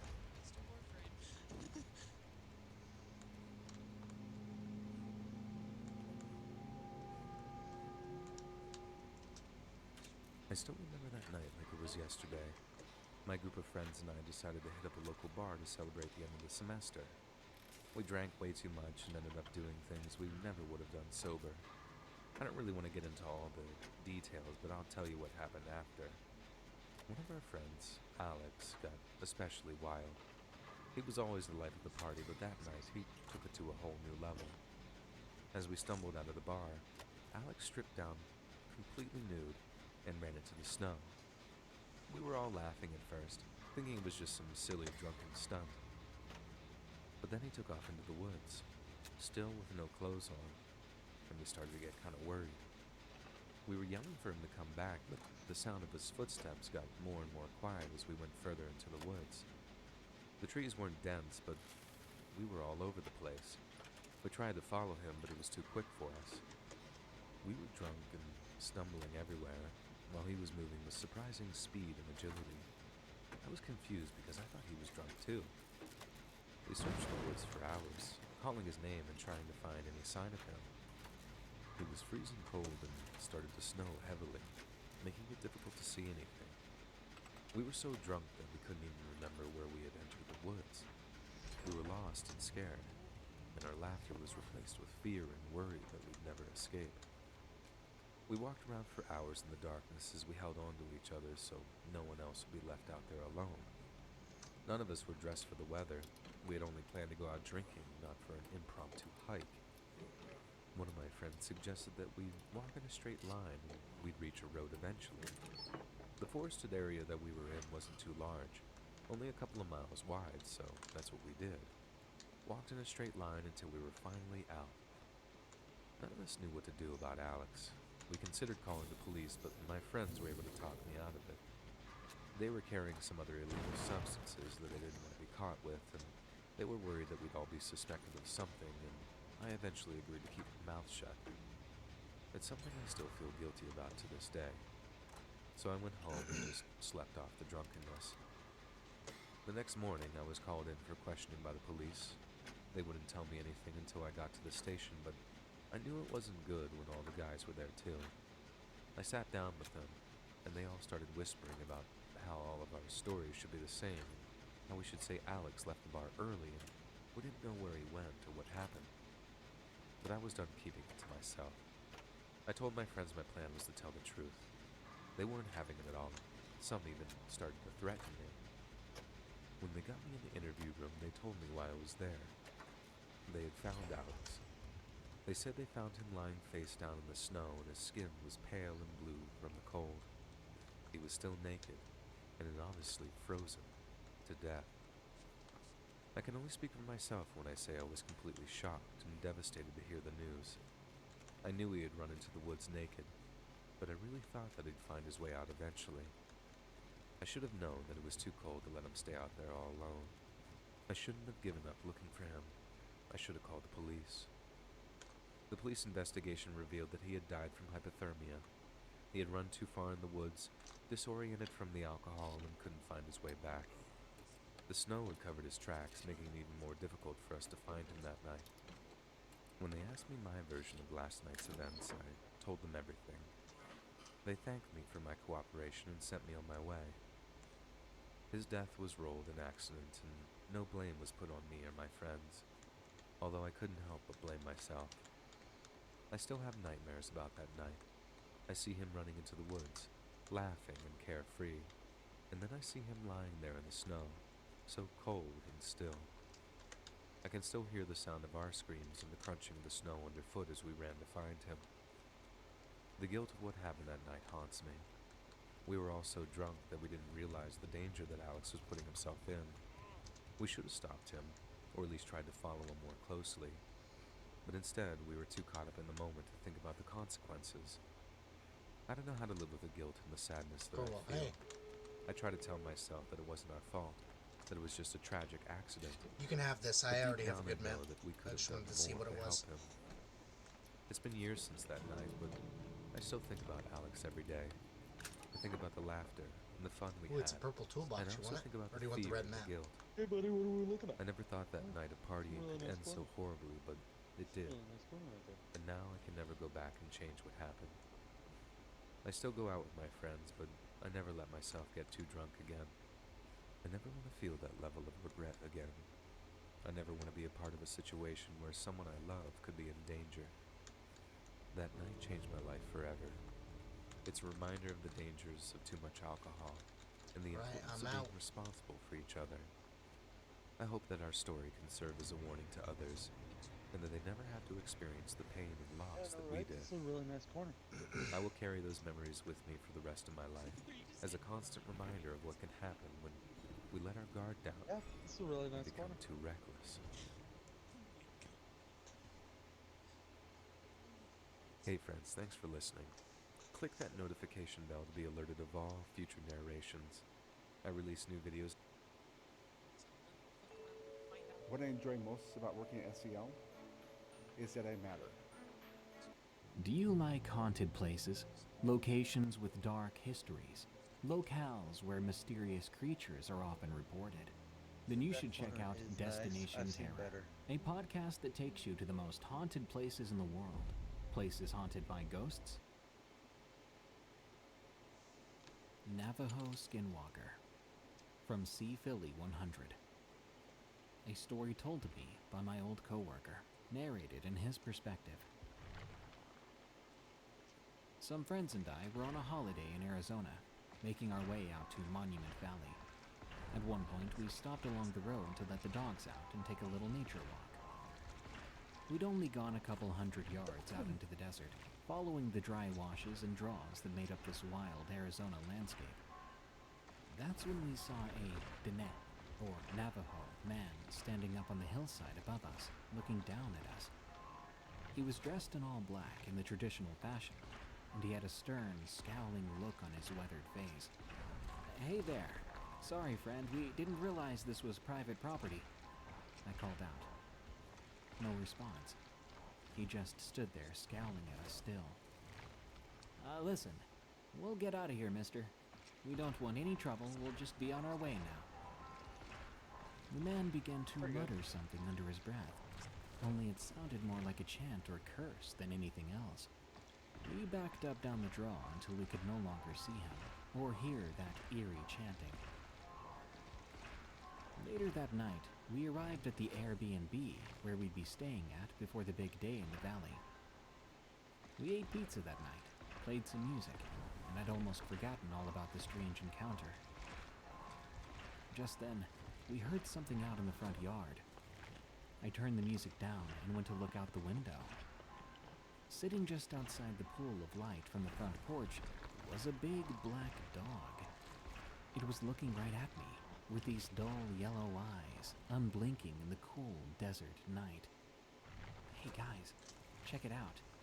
There's a dog outside. Come take a look at this," I said.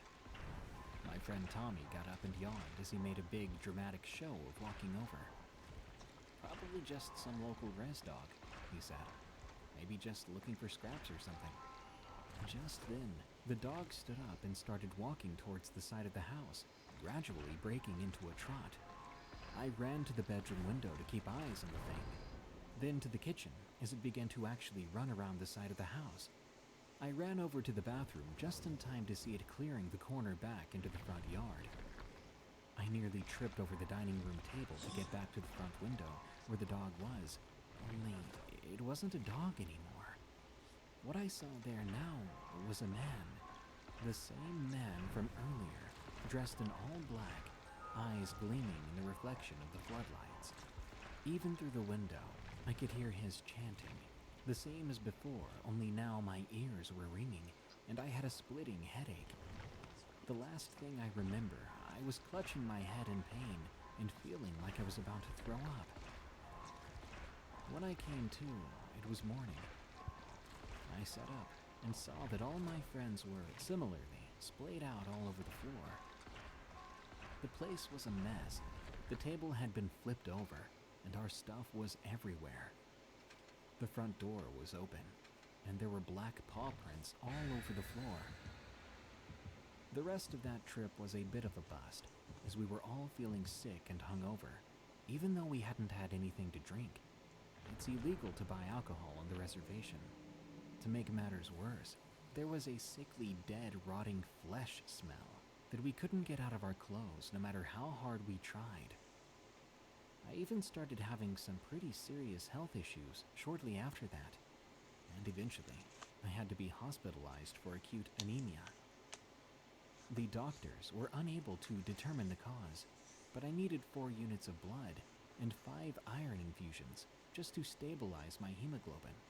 I think I need to talk to a native medicine man, but I'm far too frightened to venture back out to the reservation. I think I need to talk to a All medicine I man. can say is if you're traveling through the Navajo Nation, even in the daytime, be careful where you go or who you talk to. We are guests in their land, unwelcomed guests. Yeah, scary stories. I don't blame native folks for not liking us, but there are forces at work beyond our understanding here, and we do best to mind our business, sticking to the main thoroughfares.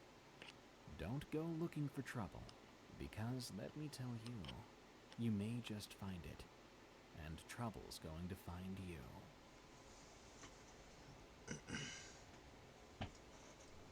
Werewolf sightings around the suburbs of Denver. From C. Philly 100. These are going to be short, but they're interesting, as these make 2 and 3 sightings in or around the greater Denver metro area. Number 1. A young girl was up late one night, looking out the second-story window of her suburban home in the Parker area, where it's semi-rural, but there are still Covenant communities drawing power from the grid. She witnessed a werewolf-like creature step out into the streetlight. She described it as the classic werewolf, with strong, rippling muscles, short, dark hair, backwards legs, and human-like hands. She said the head looked like a big wolf, with glowing amber eyes. She saw it look right up at her. It wasn't menacing, but it was very aware of her, even from a distance. It was so still she had to blink her eyes. The only motion was a slight ruffling of its fur in the breeze. I guess at some point it left. Then she went to bed.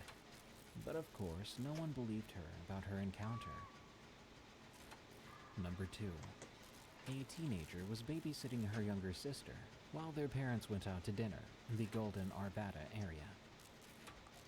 Their parents were due home soon, and so the 2 sisters were watching out the window to see if they could run out and surprise them. Just then, the motion light in the front yard kicked on, and they watched with horror as a werewolf, of all things, stepped out into the yard. It looked right at them and seemed to glide back and forth, almost as if it was on a mechanical track or something. It grinned at them and seemed to enjoy the fear it was provoking in the girls. It didn't approach the window. It just kept walking back and forth while maintaining direct eye contact with them the whole time. Just then, their parents pulled into the driveway, the headlights shining in the window, temporarily blinding the girls. When they looked back, the werewolf was gone. They told their dad when he got in, and he went out to take a look, but nothing was there, nor were there any tracks. But you can't typically see much in that dry Colorado grass anyway. Those are 2 stories that I think of from time to time. I find them curious, seeing as how close they occurred, so close to a major metropolitan area. But even for the sprawl, Denver is still just a blip on the map where the Great Plains meet the Rocky Mountains, and there are numerous green belts and creeks and rivers that snake all the way down from the mountains and into the city. As humans continue to expand into wilderness areas, I think we can expect to see more and more encounters of this sort.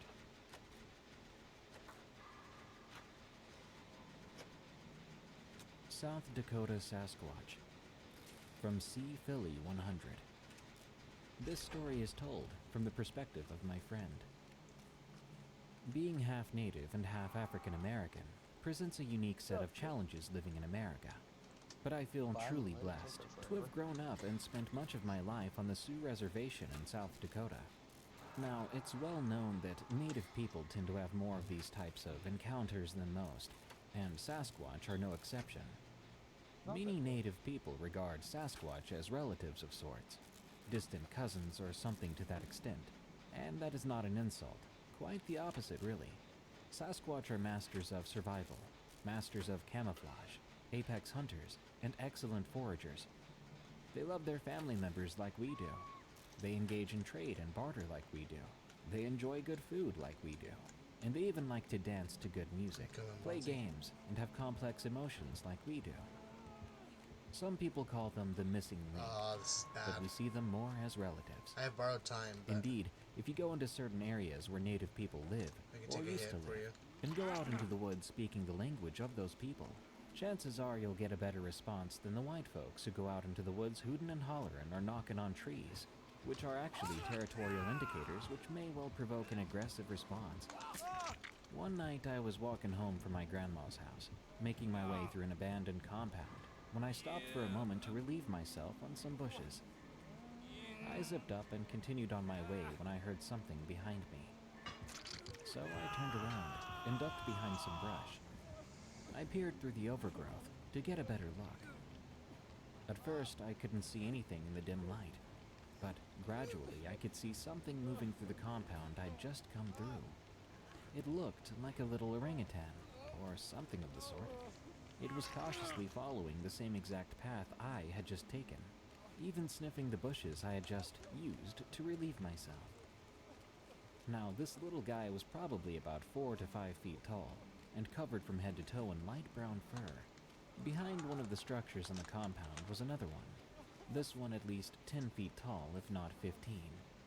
It was keeping a mindful eye on the little one, while periodically sniffing the air and looking around in an alert manner. And behind that one, back in the trees at the edge of the clearing, was a third, and this one was even taller still, its head reaching at least halfway up the lodgepole pine tree it was standing next to. The little one was still sniffing, but slowly making its way toward where I was, still crouching in the brush. So I slowly backed away and exited the area as quickly and quietly as possible. I'm not sure if they heard me or not, but I didn't see them again that night, or ever. That's my quick story. I think it stands out simply due to the sheer size and height of these things. They were huge. It's my understanding that there is almost as much variation to Sasquatch as humans, that they have tribes and regional groups with different physical characteristics and dispositions, much like the First Nations people of this great land. Showing up on the first page of Google might not be the best for everyone. But for business owners it is. Like Adrian from whatsugar.com, whose site impressively ranks for thousands of keywords like organic sugar and dozens of competitive featured snippets, giving her the power to crush it online. For those who want to be seen, wix.com/SEO.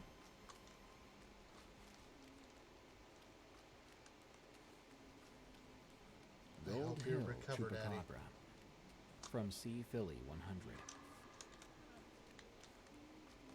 This story is from my old roommate and a mutual friend of ours, M and T. She used you as bait. I grilled them both individually. She fucking straight up used you as bait.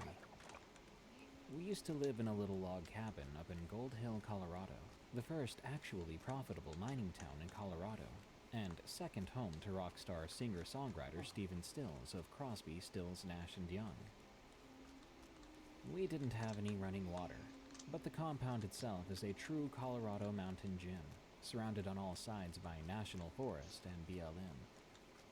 We frequently saw bobcats, coyotes, mountain lions, and black bears wandering around the grounds with nary a care in the world. West of town by a couple of miles is a Forest Service road that takes you out to some pretty massive cliffs.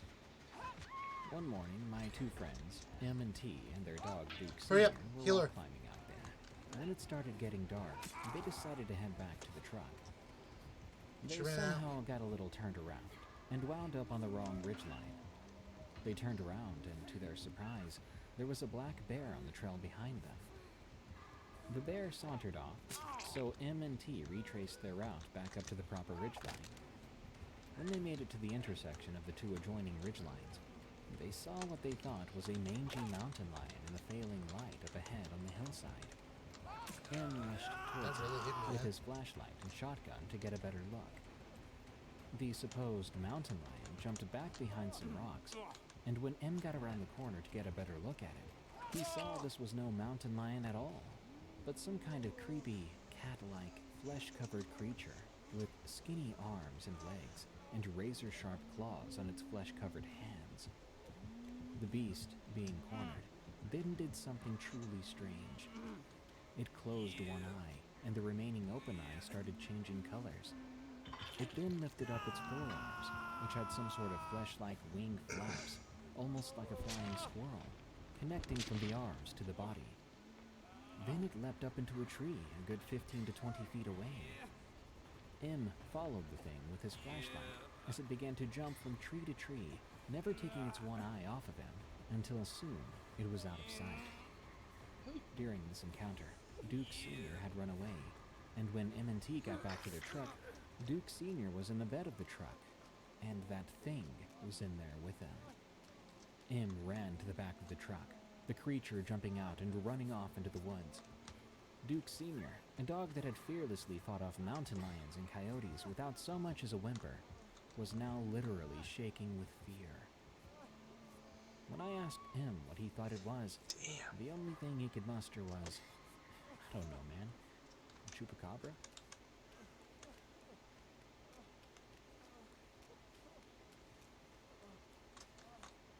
New Mexico Skinwalker. From C.Philly 100.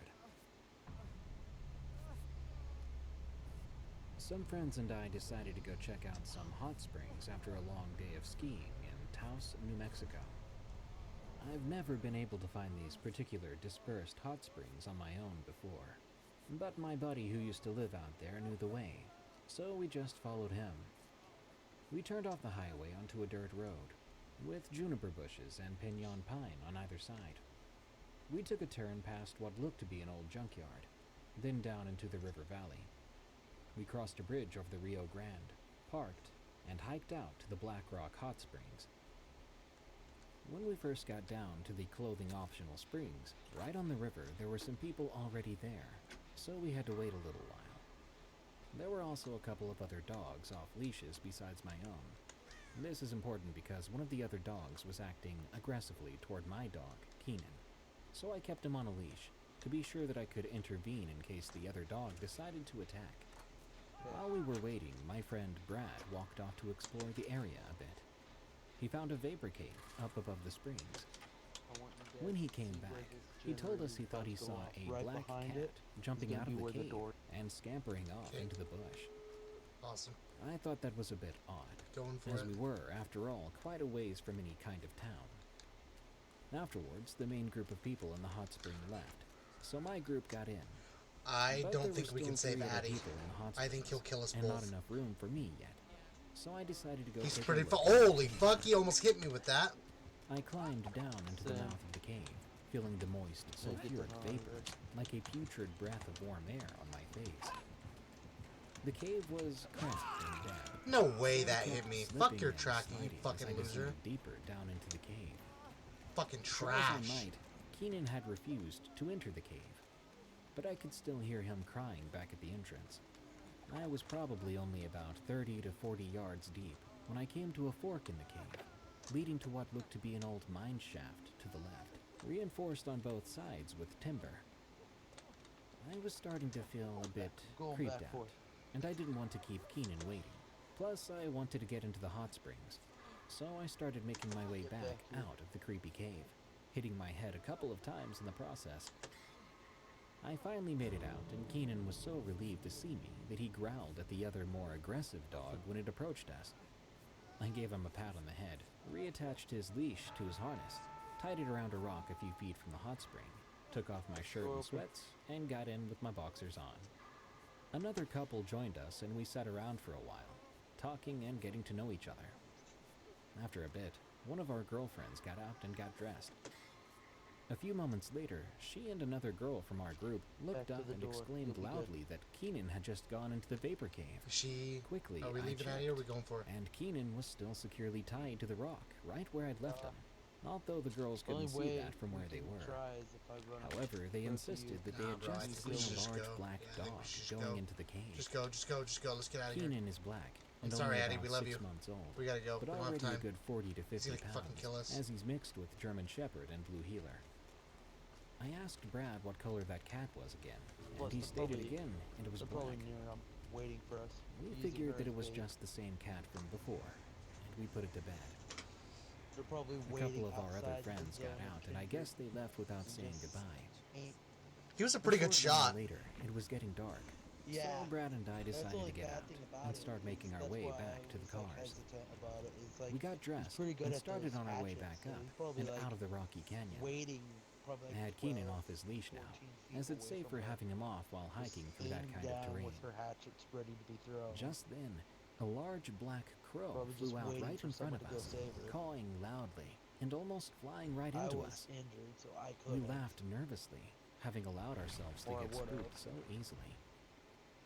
It was only about a quarter mile back to the car, so we were the able to make lethal it back pursuer. rather quickly, loading Keenan up into the back of my Lexus. Shadowborn. I would be driving, so I turned the car around, crossed the bridge, and headed back up and down Bitter the canyon. murmurs, yeah.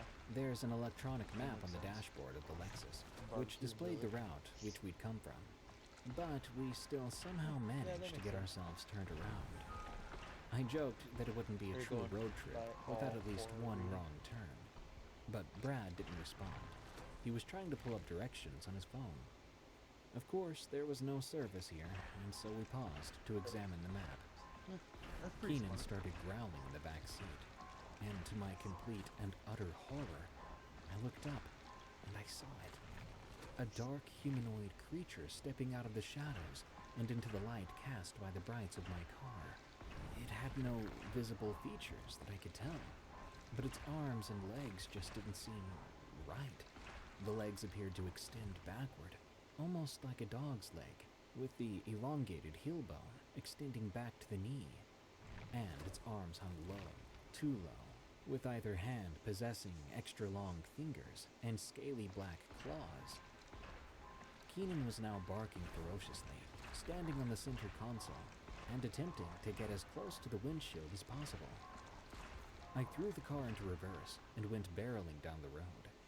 I whipped it around at a fork in the road and cranked the transmission into drive.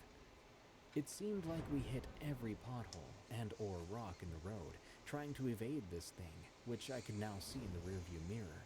It was quickly catching up to us. Out of nowhere, a coyote ran out into the road in front of us. I slammed on the brakes, bringing the car to a skidding halt. Quickly, I looked back into the rearview, but there was nothing there. No dark humanoid creature, no coyote, nothing. I hit the gas, and we eventually made it out of the valley, back out onto the main road. It was pitch black, and the visibility was poor, which made it difficult to drive through the darkened desert landscape. About 30 minutes later, we finally pulled into the muddy parking lot of our Airbnb just outside of town. We hurried inside, slamming the door shut behind us. We could not believe what had just happened. Just then, Keenan started pacing around the living room, hackles up, and growling and barking at the door. Then came a tap-tap-tapping. Something was tapping at the door. I looked through the peephole, but there was nothing there. Keenan ran into the kitchen, yelping and pawing at the curtains. Slowly, not wanting to actually see what was on the other side, I walked into the kitchen. I extended a hand to pull back the curtain, and Keenan leapt into the air, grabbing my hand with his mouth, keeping me from opening the curtains completely. I tried to calm him down, but there was that sound again, a tap, tap, tapping. Brad grabbed a fire poker from the fireplace and threw back the curtains. Once again, there was nothing there. Suddenly, we heard a pounding sound on the roof of the house. Then there was what sounded like horses' hooves pounding on the adobe roof, even causing little clouds of dust to come drifting down from the ceiling. I looked up through the skylight, and there it was. That thing looking down at me. Its eyes were black as coal, blacker than that, blacker than oil or soot, or anything. Blacker than black and darker than the night itself. They almost looked like spiders' eyes when you see them in the light. Its face looked like that of a human, only it didn't have a nose, and there was only a thin slit where the mouth should have been. It curled its top lip back, revealing a row of razor-sharp teeth. We could hear it hiss, Bonzi! even through the glass skylight. I seriously think I almost soiled myself right then and there, when, to my immediate relief, I we prefer saw Tron. headlights coming down the drive. It was our friends who had left the hot springs earlier to apparently go out for dinner. When I looked back up at the ceiling, the thing was no longer there. Our friends came in laughing and carrying on until they saw the petrified looks on all of our faces. We explained the situation as best we could, but of course, they didn't believe us. Until we heard it again. Why did that crow go? The tap, tap, tapping. Boy, we're getting stared at! Throughout the rest of the night, it was the same thing over and over again. Keenan running around the house, barking and growling, and that infernal tapping sound never stopped, for hours on end, until we finally must have passed out from sheer and utter exhaustion. You want to look at me? In the morning, we cautiously went outside. To our shock and amazement, there were fresh tracks everywhere. You could see all kinds of different tracks in the fresh mud, from bifurcated hooves to large bird tracks, while others appeared to be more canine in nature, although a few of them didn't have the claw marks associated with canines and looked to be more like cat tracks than anything. We packed up the cars as quickly as possible and got the heck out of there. He's about to be 3. I don't know about my friends, but I know I won't be going back down there for some hot springs action anytime soon. Oh no! He's mooring me! It's Tombstone Myers! I repeat, it's Tombstone Myers! Wait, what the fuck is Tombstone Myers? The ability to kill anybody. Navajo Horsewalker. From To kill anybody? Yes. What? You didn't even get hooked once. I used to regularly go on these caravans from Denver down How to is that Black fair? Mesa, Is that which a is on the rare Navajo add-on? Nation in Arizona. Yes, it's a very rare We spent time on both the Hopi and Navajo reservations, working on building projects and herding sheep. And I've got to say, herding sheep on horseback is a truly amazing experience. I was also truly fortunate enough to attend a rain dance on the Hopi side, out there on Second Mesa. Everyone was up on the rooftops watching the Kachina dancers do their thing down in the center square below. I was one of the only white people there. There were these particularly tough-looking Hopi guys walking around, which my friends said were dealers. After that, we went to my friend's mom's house and had some super delicious Hopi food before heading back to the Navajo Nation. Tier 3 away. It was dark by the time we got back to the Hogan, so my buddy and I took a little nature walk to meditate.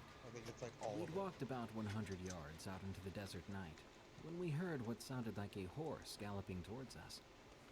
There are wild horses down there, but we didn't want to get trampled, so we headed back to camp. The way how quickly he earned We it heard some coyotes off in the distance. makes me think he So we has figured a the green coyotes had add-on, just spooked some random which horse. gives him the ability Well, to we had just stalk gotten back to 25% camp when we heard faster. a horse whinny nearby. Once again, we thought it was just that same horse, so we crawled into the So tent that's what I and think fell his two asleep. add-ons are. The next morning, The we could one see that horse allows him to tracks stat- all around our to tent. stalk 25% That's faster. odd, I said. And the purple. Must be a real hungry horse, my friend smirked. Are you sure it's not red? Because this is Hungry fucking Horse is a town in insane. Montana, so it was kind of an inside joke with us. We didn't even get one gen. We worked on repairing an old Hogan. Okay, I and got listened one to gen. NPR on You the car radio motherfucker. while trying to keep the biting flies at bay. That night was a full moon night. Our group got together to cook some dinner, after which we began to eat. It's infinite tier than he's As it having. turns out, this is a big no-no in Navajo culture, as you're Because supposed to there's no put way This together a small motherfucker. spirit plate and leave it out in the bush for the spirits to eat before you. We actually got No, see, chewed out by he's the not in tier community 3 mentor, which put a sort of damper on things. Oh, there's no window there anymore? We Oh wrapped up my our dinner and fucking decided god. to take another little nature walk before turning in for the night.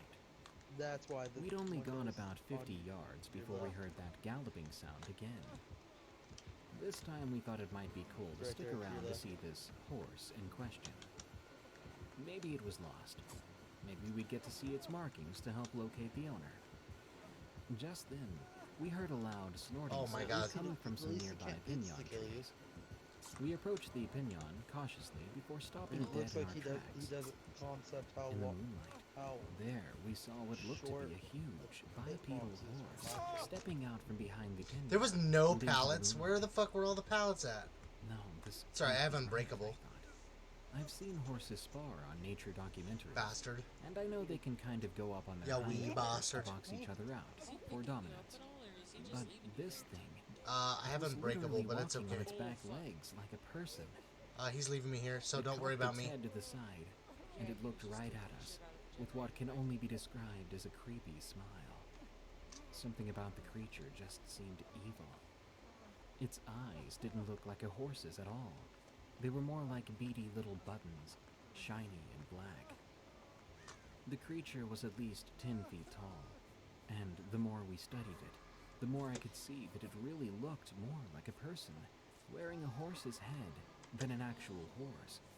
But the legs were those of a horse, and I could even see a tail hanging down behind it. The torso looked more human, Damn, too, you with a were way strong close to chest me. and arms with human hands on them. Good thing I borrowed time. I couldn't tell if it Oh, was you're wearing dead a though, pelt huh? or if its skin was natural, but it had Navajo-style tattoos covering the chest and torso. It also appeared to be wearing some kind of turquoise jewelry around its neck and wrists. It huffed again and began walking towards us. We freaked out and ran as fast as we could away, but I ended up tripping. I turned around to see this horse-like creature lunging at me, trying to grab me with its creepy little hands. I tried to kick it off of me when it opened its mouth, and I could see what I can only describe as vampire fangs, which it tried to bite me with. I rolled to the side, and it snapped at the air. I threw some dirt in its face and sprinted back to my tent. What the heck, man? Why did you leave me? I asked my friend. It doesn't matter. We need to get the heck out of here. Now! We climbed into the truck, but the engine refused to turn over. In the headlights, we saw that thing stumble out in front of us, so we locked the doors. But it came right at us, ramming its head into the passenger side of the truck. We unlocked and opened the driver's side door, jumping out of the cab, and running back to the tent, diving in, quickly zipping up the flap and hiding in our sleeping bags, like little kids afraid of the boogeyman. We heard that thing out there stomping around us, and we heard what sounded like chanting mixed with these strange He really just left you animalistic again? growling noises. Just then, we heard a gunshot, and then galloping off in the distance. We still refused to exit the tent, even then, and stayed awake for fear that the creature would return. I must have fallen asleep at some point out of sheer exhaustion, because when Is I he woke around up, you? it was morning. Eddie? We got out of our tent, and a short time later, we were approached by our Navajo host. I won't say his name out of respect for the culture. He told us we had angered a native spirit who was trying to drive us away from the land, but he was able to scare it off with a bullet dipped in ashes. After that, we decided it would be best to cut our trip short. I don't know if this creature was... Bro, come on, my sprint burst! We didn't want to You're pry fucking or so ask lame!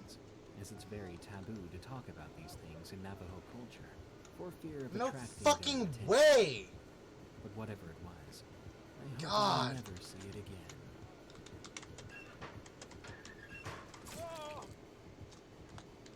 White River Wendigo, from Sea Philly 100. There have been quite a few Wendigo encounters being reported out of the Roosevelt National Forest here in Colorado as of late, so I thought I'd share my encounter as well. It was back in July of 2021. I was trying to get 50 or 55 days in before the 2020-2021 ski season ended. Can I stand up again? We can ski pretty much year-round here, save for a few late summer months. And looking I'm coming back, for you, Addy. I can't seem to recall whether it was 50 Oh, never mind, or I'm not. 55. Anyway, You I can only do it typically once. like to backcountry ski out on Loveland Pass, but seeing as how it was the middle of summer, mostly all the snow up there had already melted. I could see from the top of the pass, however, that there was still a solid strip of summer snow over on the west side of the pass, southeast of Arapahoe Basin ski area.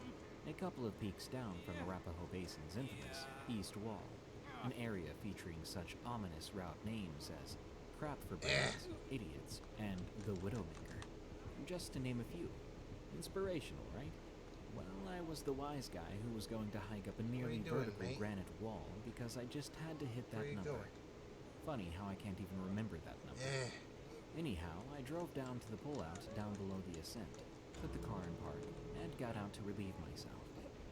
Now, this particular area used to be part of the Arapahoe National Forest, but it was transferred over to White River back in 1998. It's a wild area that provides significant habitat for deer, elk, mountain sheep, mountain goat, bear, and various other wildlife. It was already afternoon, which, generally speaking, is a no-no in the high mountains of Colorado in the summertime. Or any time, really, but especially in the summer, when lightning storms are an almost daily occurrence in the afternoons up there, and it was already clouding over by that time. But this was my final chance to get in before a big trip I had scheduled, so I strapped up my boots, threw my skis over my shoulder, and got to stepping. What is this shit? What is going on right now? I had to make my way through some pretty thick brush just to get up into the woods. And once I got into the woods, I realized it would be easier to follow what's known as an AV track, which is basically what's left over after an avalanche slides down a natural gravitational fall line. Avalanche paths are subdivided into 3 sections: the start zone, the track, and the run-out zone. So I was hiking up the talus path, stepping from stone to stone almost like a natural staircase. I was stopping every couple of yards to transfer my skis from one shoulder to the other. At some point, the avalanche path turned into a high mountain stream. Mind you, this is right around 12,000 plus feet above sea level at this point in the ascent. He really wants to dance. Right around the trigger zone of the AV path, I was able to exit the talus path and start making my way up the high alpine section of the ascent. This was just a bit above tree line, where the mountain breaks up into big gullies and steep cliffed-out ravines. There are some high mountain caves up there, some natural and some old gold and silver mines, the latter of which the nearby town of Silverthorne was named after. I'd never been so close to these particular caves before, and I noticed that there were quite a few bones scattered about. Either deer or mountain goats. Oh my god. I'm not really sure. Whatever, I'm done with the door. I'm done with the fucking door. Fuck this guy. With flies buzzing about and feasting on the little bits of rotting flesh still stuck to the bones. I figured I give up. Be a Fuck this guy. I'm not playing your stupid game. They are pretty Fuck you and your little tricks. I wasn't give a too fuck. concerned though, as I had my skis to protect me, and mountain lions aren't really known to be super aggressive unless you provoke them. The thing that puzzled me, however, was the smell. Mountain lions smell like big cats. They have that same strong ammonia smell to their urine, which they use to mark their territory. Fucking doing it. Leave me You'll smell alone. it when they're Stupid spooked. bitch. This, on the other hand, was more like a dead, rotten flesh smell. And I'm not just talking about the little bits of flesh the flies were feasting on. More like a dead rooster that's been left out for months to bake in the hot summer sun. Believe me, I would know. I used to live on a free-range chicken farm out on Orcas Island, but that's a different story. No, this was like the kind of smell that makes you want to throw up. Very vile. Disgusting. Just then I God, that was so much fun. what sounded like a chicken squawking, only differently. More hoarse and raspy, like a chicken dying from emphysema, if that makes any sense at all. My spidey senses were tingling as I quickly assessed that there's no way in heck a chicken had managed to get all the way up here. This was far away from civilization. The squawking turned into more of a high-pitched whistling sound, but with the sound waves bouncing off the rocks and echoing around the gully, so I couldn't quite tell where it was coming from. That's That why. almost made it sound like it was all around me. Before it used to be Feeling only like nauseated 25, and a bit now it's disoriented, 40. I then heard a Everyone loud got a popping bug. sound and turned around just in time to see something truly horrific. A giant moose-like creature with sharp, curvy antlers and a face and head like a big elk skull or something, with black soulless pits for eyes, 2 small slits where the nose should be, and complete with long, jagged teeth hanging out of its bony downward mouth, if you could call it that. a skeletal but muscular and rather mangy-looking ribcage, and I could see that it was hunched over on its haunches that looked like oversized deer legs, with the long extended heel ending in rather large hooves. It had long, skinny arms that it was using to halfway run, walk, and lunge at me in a jerky and uncoordinated fashion. Yet it was somehow still impossibly fast and aggressive. It was rapidly crossing the clearing in a disturbed and menacing manner. Not having much time to react, I quickly threw my skis down on the ground and clipped in, and even though there wasn't quite enough snow to ski on, off I went, bouncing down the hill, cranking over rocks and patches of grassy dirt, just praying that I didn't fall. I could hear that thing chasing me, and I knew I couldn't turn around, but I could hear its heavy bipedal footfall behind me, and I could see from our shadows that the thing was gaining on me. There was a big cliff coming up, and I knew I had to take my chances or this thing was going to catch me. Just then, I saw its two long, sinewy arms, ending in long black claws that looked like they were stained with layers of old caked-up blood, reaching out around my waist. I shut my eyes and tried to scream, but nothing came out. When I opened my eyes, I was flying through the air, my stomach in my throat, like when you're on a roller coaster. And just like that, boom, I hit the ground. My skis went flying off into the stream, with me tumbling down behind them. It was all I could do to keep my hands out in front of my face, cartwheeling down the mountain, slicing my arms and legs open against the razor-sharp rocks.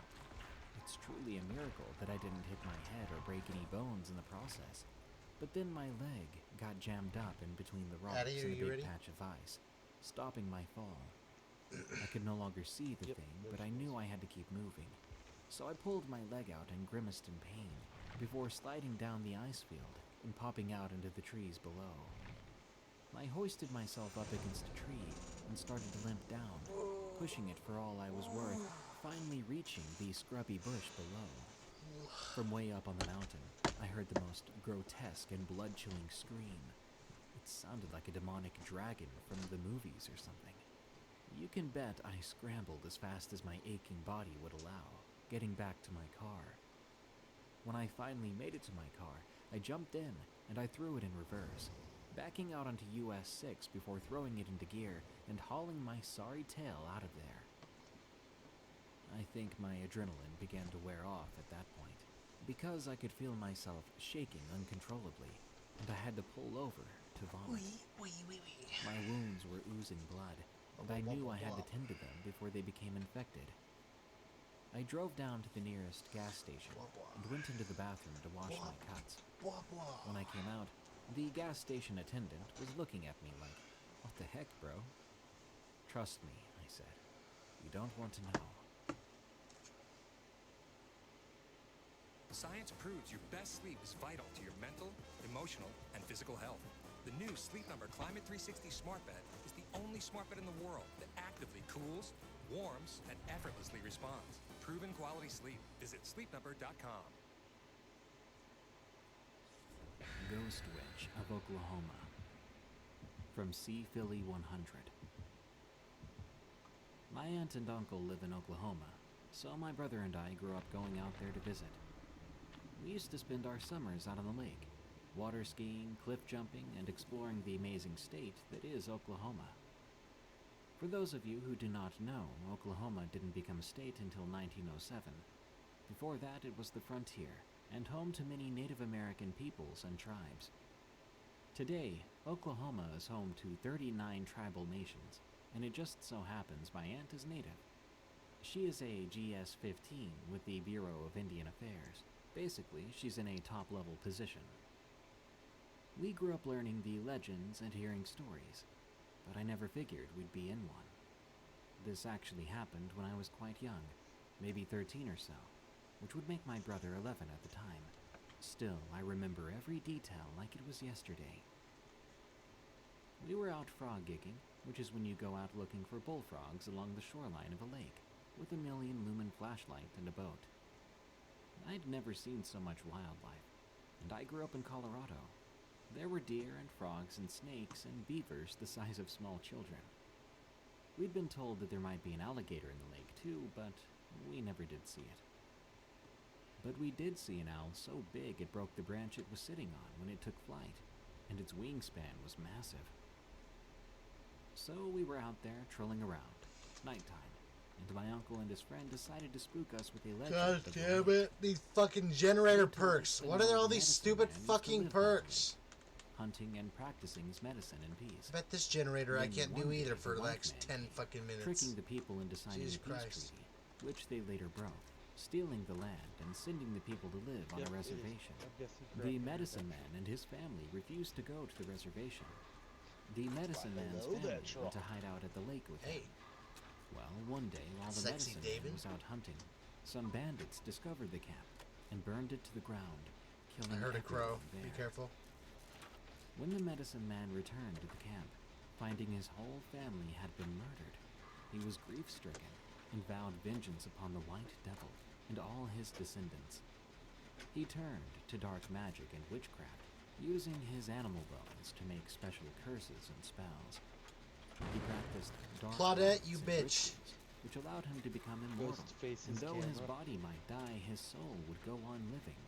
However, he would have to continue killing in order to take on the skin of other animals, to keep on existing. I pulled the same fuck up. Oh my god. One day he went to kill What a is it, buffalo these gen perks? to take on its skin, but the buffalo was too strong, goring the man with his horn, carrying him off into the lake, where they both Tell drowned. me about it, bro. Tell me That's all how the about it, legend bro. went. Just then, something bumped up against the bottom of the boat. What was that? I whispered. Another bump. That thing My about brother Merciless and I Storm both is only- screamed then. My it only uncle and works his one friend time. began to laugh. My uncle's friend had hit the hull of the boat with his oar, After you causing screw us up to the freak first out. time, you don't have to worry about Classic, it the next. my uncle said. Works every time. Still though. But what about the medicine man? My brother asked. Well, to the best of my knowledge, that's all true, my uncle said. Or that's the legend, anyway. Something bumped up against the boat again. Okay, I said. That might have worked the first time, but we're not falling for it again. Silence. My uncle and his friend now exchanged nervous glances. Another bump. Guys, come on, cut it out, my brother exclaimed. That What are you wasn't doing, me, Hattie? my uncle said. You Me looking at neither, the map? Are you his looking at your friend map right admitted. now? That's when things began getting really weird. There was something in the water. Something big. Just then, the tip of a horn broke through the surface of the water to our starboard side, followed by what looked to be a giant, rotting head. The eyes were all sunken in, the face bloated and discolored, and one of the horns was broken off. But it did appear to be the head of a cow or a buffalo.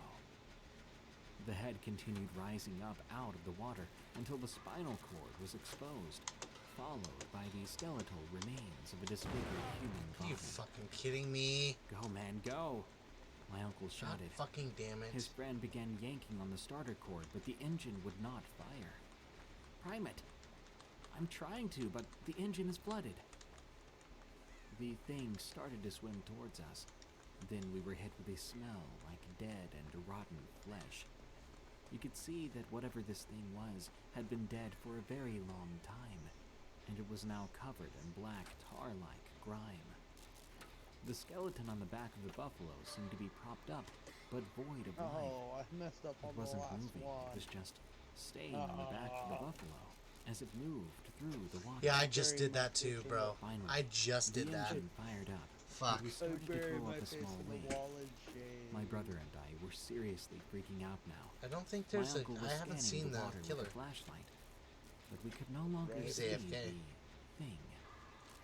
A big mist God damn it. formed on the surface of the Probably lake. that stealth The killer. night, which had formerly been It's alive AFK, with the sounds of the insects worst and possible critters, AFK killer was now that ghastly that silent, could possibly be. save for the sound of the small boat motor. We got back to the dock, and I tied the boat off before running to the car, getting the nope out of there. I don't know if my uncle's friend ever went back there to get his boat. I'm sure he did. As for us, we never went back to that lake again, and that was the last time we ever went frog gigging in Oklahoma.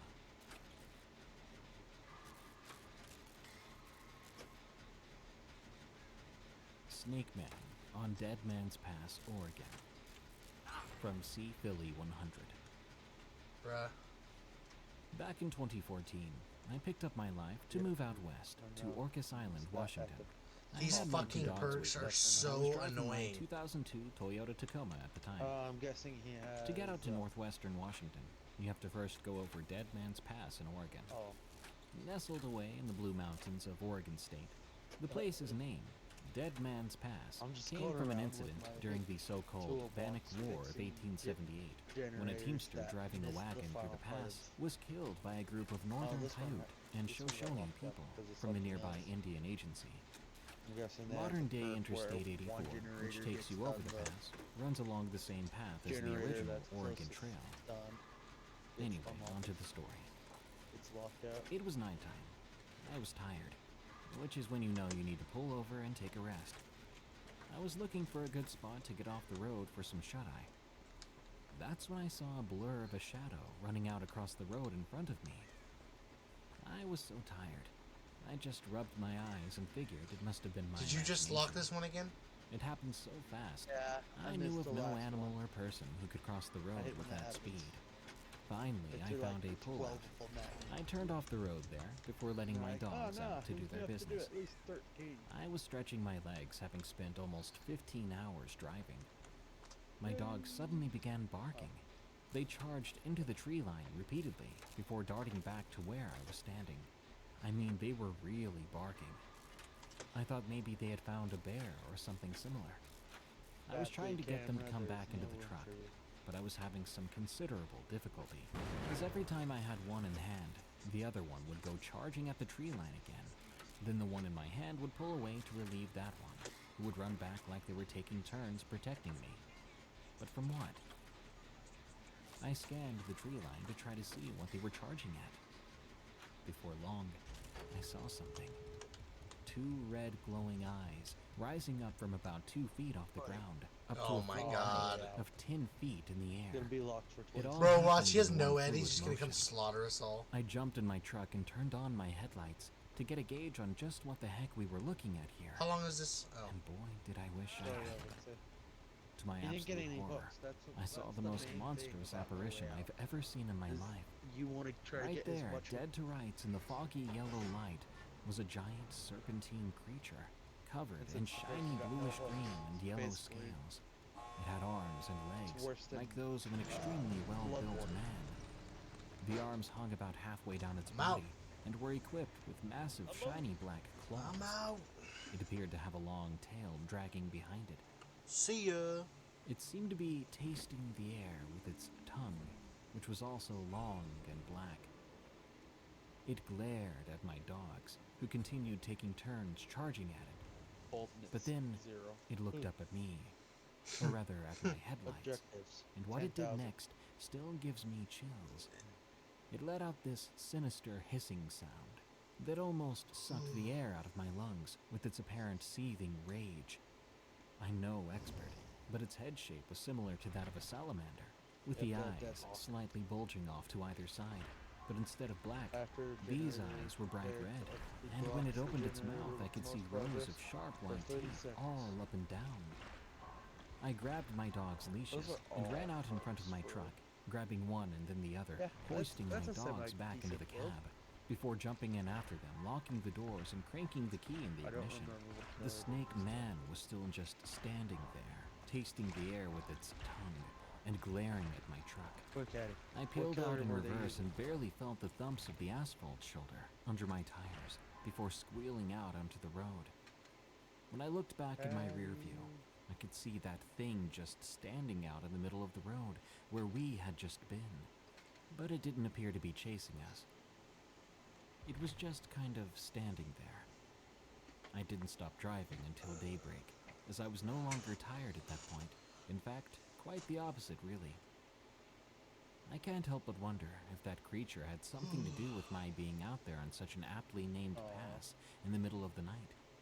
Or if we just happened to cross paths while it made its way through the mountains, doing whatever it is snake men like to do out there. At any rate, if you ever find yourself out in the Blue Mountains of eastern Oregon, be on the lookout, because there's something out there, and you may not get lucky like I did that night, all those years ago.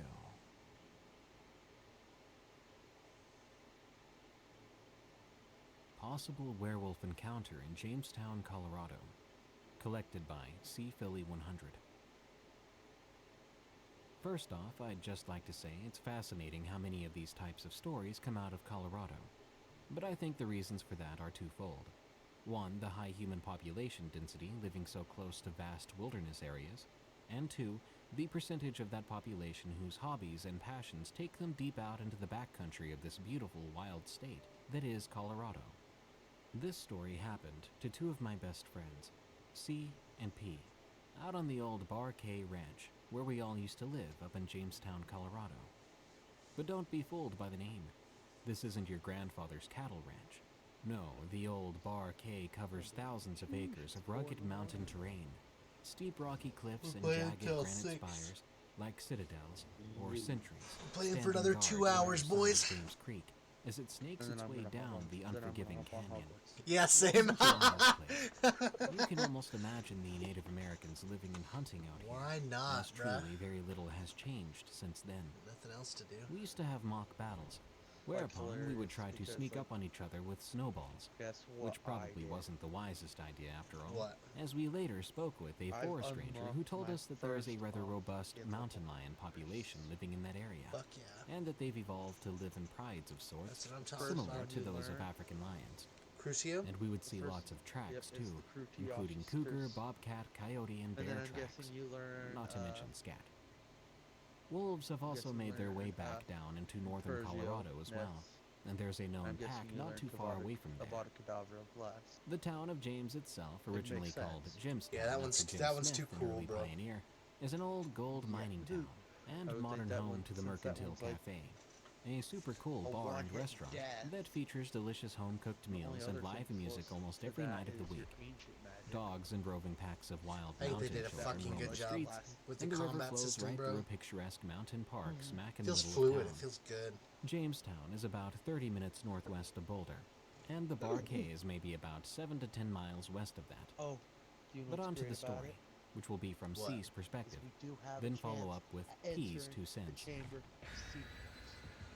It was late one night that P and I decided to hike up the canyon from Jamestown to the property, as it were, to pay our friend Jay a surprise visit. The future. Well, we got up there and Jay was already asleep in bed with his lady, so we felt pretty foolish and started making our way back down the canyon. Only we thought we'd take a shortcut back through the cliffs. It was quite dark and we didn't have any flashlights. That could be part of the ancient magic. Moonlight to guide our way. It was deathly quiet, and I figured there must be a big cat or maybe even a bear stalking around. But we didn't pay it much mind. The wildlife here is rather reticent, and it's typically only a chance for a lot of things, bro. They missed out on Wizard's Chest too. They could do Wizard's Chest around them. I know, right? But that's when we heard a very peculiar sound. It sounded like bones breaking, like these really loud snapping and popping sounds. I looked around, but couldn't see anything.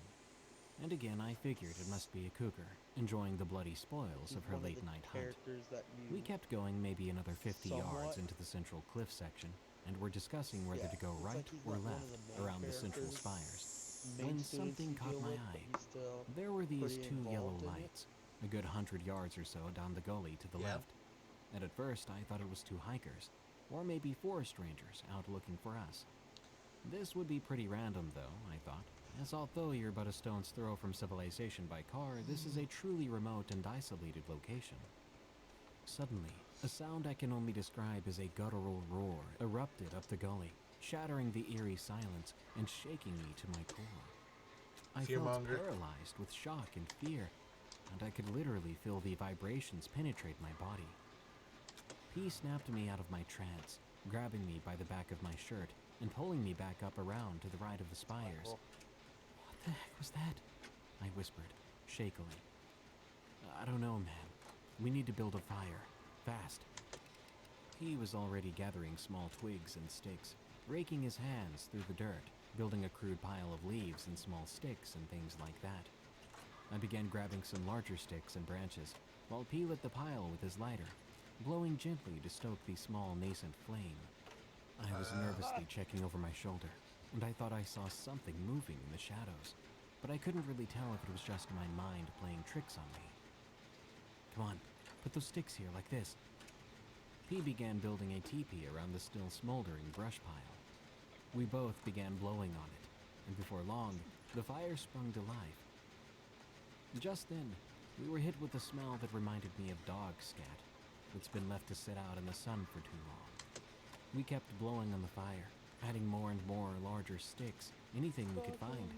The flames were rising higher and higher, and sap-fueled sparks were flying off into the night around I us. think it's infinite here. I felt the hairs on the back of my neck stand up, and I grabbed a burning branch, whipping it around, only to see these two yellow eyes glaring back at me. This thing was only about 20 yards out now, and the eyes were a solid 8 feet off the ground. It was just staring at me, but I could sense a highly evolved sense of intelligence in its gaze. That and a piercing, spiteful malice. You could almost feel the pure, unadulterated hatred emanating off of this thing. That's when I heard what sounded like a branch breaking behind us. We whipped around to see another pair of yellow eyes behind us. The two sets of eyes started moving counterclockwise around the outer rim of light cast from the now burning fire. P was frantically throwing more and more fodder on the fire, and I was low-key nervous about starting a forest fire. I was running around the fire with my makeshift torch, but the light it cast was weak at best. We heard, or rather felt, another ear-piercing roar, which almost knocked me to the ground this time, followed by a low, wolf-like growl. Then there was a deep huffing sound, before the eyes seemed to peel off into the darkness. We heard heavy bipedal footfall fading away up the mountain canyon. We continued throwing dried-out timber onto the fire, until the wee hours of the morning, when I think we may have actually dozed off. We got up and kicked a bunch of rocks and dirt onto the fire, and boy, when I tell you, we straight up sprinted down the canyon back into town, where we hopped in my truck, which had coincidentally been broken into by a bear, because I was an idiot and had left a freshly caught brook trout in there. We drove our tails back down to Gold Hill. That did not fucking hit me. End of the encounter. Come on, bruh. On to P's 2 cents. We were obviously very curious as to just what we had encountered that night. This was back before the days of Reddit and all those YouTube horror channels. Fucker. But when we did Google it, we kept seeing the same thing pop up over and over again. Dogman. The name itself sounded sort of silly to me, as it invokes an image of some sort of half-man, half-dog monstrosity, with a human face and dog ears or something like that, reminiscent of Stanley Kubrick's The Shining. If you know, you know. Whereas whatever we had encountered was clearly a true apex predator. Nothing funny about it.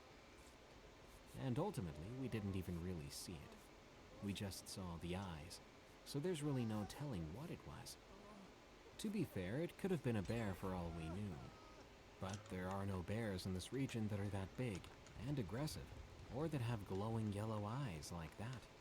At least, not that I'm aware of, anyway. These beasts, or entities, whatever you want to call them, seem to be more territorial than anything. And I'm guessing that we aren't their natural prey.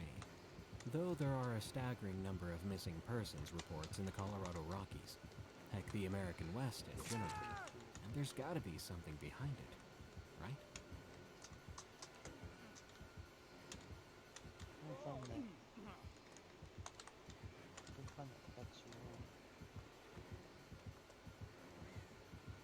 West Coast Rake Encounter. He did get me. I fucking hate this game so much.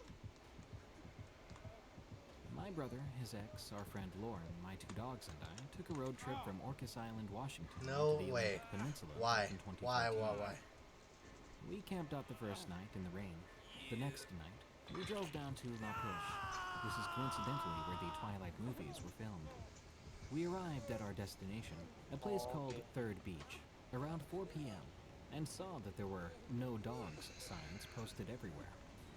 The girls tried to convince me to leave my dogs in the car, but I just wasn't going to do that. My dogs are like my children. I love them, and I take them with me everywhere I go. While we were talking, my dogs just kept staring out into the dense foliage, which was kind of creeping me out. Just an inexperienced But we decided survival. we'd take our chances with the dogs, and we started down the trail. I noticed that it was totally silent. There were no birds singing, no insects chirping. I mean, you could literally hear a pin drop. Yeah, the kind of silence that makes your ears ring.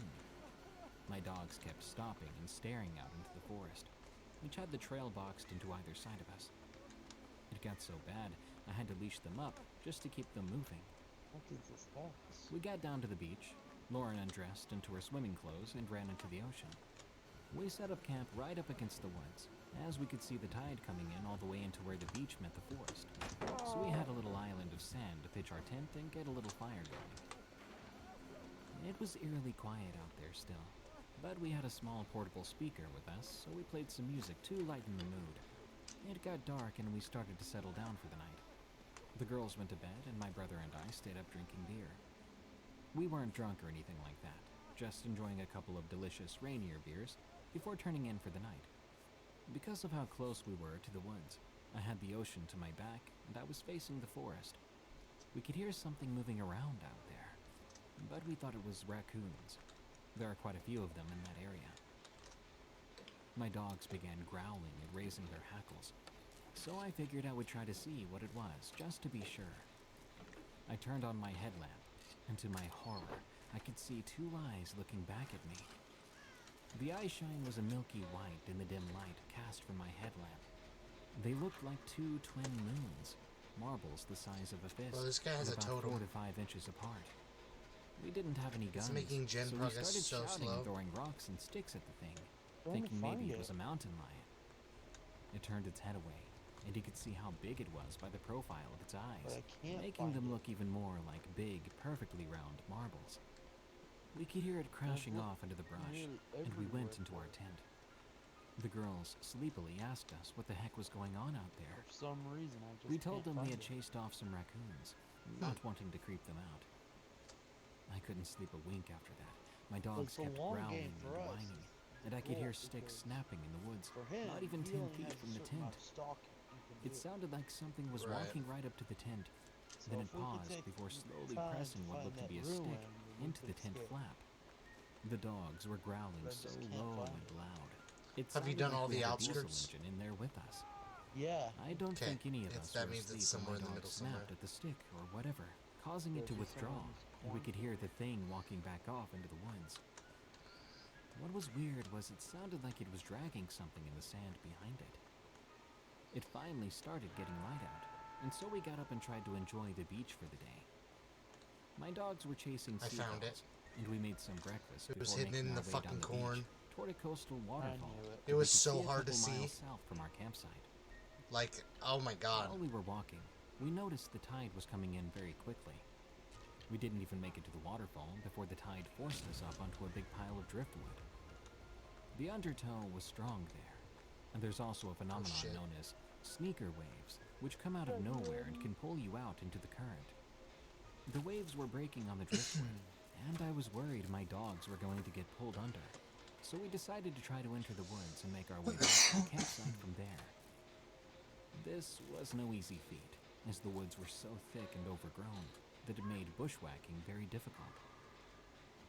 We made our way into the bush, and it got extremely quiet again. We could no longer hear the sound of the waves on the beach, and just then, a small branch fell into the brush right in front of me. I looked up just in time to see what looked to be a giant pale white tadpole swinging from tree to tree above us. I say swinging because it had what looked like 2 arms, but its body was like an overgrown slug or something. I only caught the one brief glimpse, and no one else had seen it, so I thought maybe my eyes were just playing tricks on me. This place was home to the infamous banana slug after all, but this thing was way too big to be a slug, and slugs don't have arms, right? We could hardly move through the dense coastal undergrowth. Plus, it sounded like something was swinging through the trees in circles around us. My dogs were barking and running in circles, chasing the sound of whatever the thing was. Lauren thought we were lost, so she started crying, and between the branches breaking and the dogs barking, we were all a bit stressed out. A big branch broke right above us, That thing falling down from the tree right on top of me. I felt a searing pain in my shoulder. I reached up to pull this thing off of me. It was about the size of a dog, maybe 40 pounds, but the head was massive, its teeth still stuck in my shoulder. I could feel warm blood running down my back. My dogs both leapt up and started biting and scratching at this thing, which caused it to release its grip on my shoulder. I threw it into the bush, and my dogs ran after Dude, me. you're so fucking dog shit! There's no way you do a 360. I fucking hate it. No, man. So bad. Let's Fuck you. just get the heck out of here. So I bad. replied. The girls were really freaking out now, but we started crashing through the woods, running as fast as we could, incurring more than a few cuts and scratches in the process. I was shouting at the top of my lungs for my dogs, who still had not returned yet. Finally, I saw them up in front of us. I'm dead over here, They had the boys. thing treed. I got a hook to give at It was least. about 20 feet up in a tree, hissing and spitting down at them. It looked up when it saw me. Bonzi. Horrible high-pitched shriek. It sounded like a Bonzi. megaphone being played through an amplifier. Thank you. It made me want to puke. I could see it clearly now. Your It was holding on sacrifice to will the not tree be with what looked to forgotten, be brother. long claws attached to thin, bony arms. The tail, if you could call it that, was wrapped around the tree. Its head looked vaguely human, but the thing was anything but. Its eyes were clearly the same as the thing we'd seen the night before. Big, milky white, marble-like eyes that seemed to ooze spite and malice. It had translucent skin that was stretched tight across its skull. It had no nose or ears that I could see, but its mouth was huge, still red with blood from biting my Luckily, shoulder. I don't think he's gonna be able to I could get see tier rows 3 of tiny very little much. teeth. It had a long, pointed tongue that it was using to hiss and spit at the dogs. I picked up a rock the size of a baseball. Biting through the pain, I beamed it right at the thing, hitting it square in its face. It shrieked again and jumped out of the tree. As soon as it hit the ground, it began using its arms to crawl towards me, but the dogs were fast and pinned it to the ground, biting and There's a tearing pallet with all over their here. might. We could It sit tried behind to and fight kneel. back, but these dogs had a combined weight of at least 150 pounds. They regularly killed small animals, so they had a taste for blood, and they were going Do you run berserk. self-heal bonds? I'm not sure if they killed the thing or what, but it wasn't No? moving. Okay. I grabbed my dog. So healing you first is a good We idea. got the heck out of there. We made it back to the beach where my brother and the girls were already grabbing our things. We tore up the trail and threw the stuff in the back of my truck before peeling out of there. Thank you. We'd only gone about 50 yards when that thing threw itself out onto the road in front of us. I didn't have time to react, but we could feel it go under the tires. When I looked back in the rearview mirror, I couldn't see it.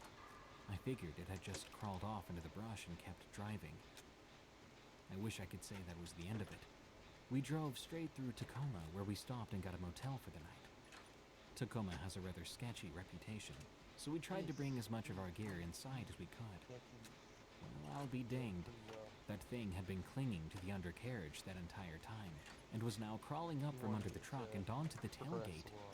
Luckily, the dogs were still in the bed of the truck, so they started charging and biting the thing. Fearmonger It really fell off fucks and me up began too. crawling towards me again, its hideous face mangled and mean. My dogs jumped out of the bed of the truck, commencing to tear the thing to shreds. I'm halfway on a gen. Now I knew it was dead. The dogs had bitten right through the neck, separating the head from the rest of the body. We called the cops, but no one showed up. The motel must have thought it was just some old roadkill or something, but we didn't stick around to find out. We dropped Lauren off at the SeaTac airport and drove straight back to Anacortes to catch the ferry home. 3/4? I don't know if this thing was a crawler or rake or what. Find a door, I always boys. thought that was just the stuff of nightmares, an urban legend, if you will. But those legends have to come from something, right?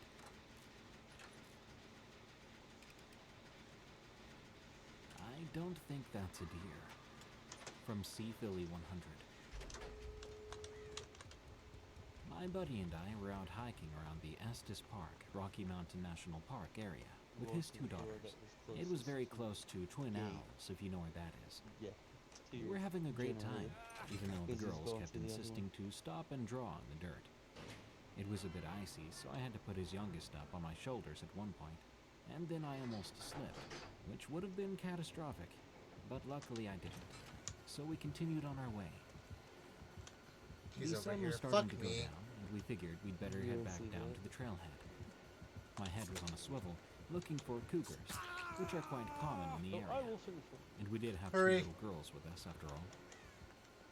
I noticed a pair of rather large He's coming for you. antlers peeking out from behind a tree, and I had to do a double take, because these antlers were at least 15 Now I'll go feet finish off it. the ground. Much too high for any kind of deer or even elk. Almost as soon as I noticed them, it snapped its head in our direction, and I could see something was off about Want to work this on it? creature. It didn't appear to have any eyes, just 2 solid black It's almost pits open, bro. You how can the get eye it. should be. And the skin seemed to be peeling Oh, off around he's the gonna let empty me eye live. sockets. Maybe. Its lower jaw was hanging down. I have unbreakable. Just It run. had I have teeth unbreakable. like Just those run. of a canine, If you or hide, whatever you gotta long do. and sharp, and somewhat I'll get evil. up and open it. You ready for this? I nudged my friend, not wanting to alarm his daughters. Not He knows in you're the there. direction of that No, maybe thing. not. No, he does. He looked over to Maybe it, not. Maybe not. then gasped. 3/4? Then 3/4? The girls screamed. Just then, it wrapped one of its Alright, I'm arms, gonna up now. freaking arms around the tree it Go! was standing next to. And it actually broke the tree in half before taking a jolting step forward, You coming, Bugsy? revealing a leg that reminded me of a giant jackrabbit. Yeah! Its hands around Yeah! its neck, similar to a No! praying mantis, with long, slender digits ending in short black claws. The Jesus other weird Christ. thing was it had brownish We were fur so on its close. back, but its flesh was very droopy, even hanging off in sections. Snap, you got It me. had a raincoat or 2. I Bro, that watched was it so reach swell close. up its chest It before was letting so out the close. most god-awful scream I've ever heard. We grabbed the girls. Unbreakable and for the began to win, run. bro. I could see that thing in my peripheral, That's good running shit. alongside us, about 20 yards to our left. It looked to be almost galloping, and it was incredibly fast due to its massive size. We soon hit a snowfield and slid down, putting a bit of distance between us and that abomination. My friend's eldest daughter had twisted her ankle in the fall, and she was grimacing in pain. We started to hear then a low whistling sound, almost like when the wind passes over an empty glass bottle. The sound filled our ears and seemed to drown out everything else around us.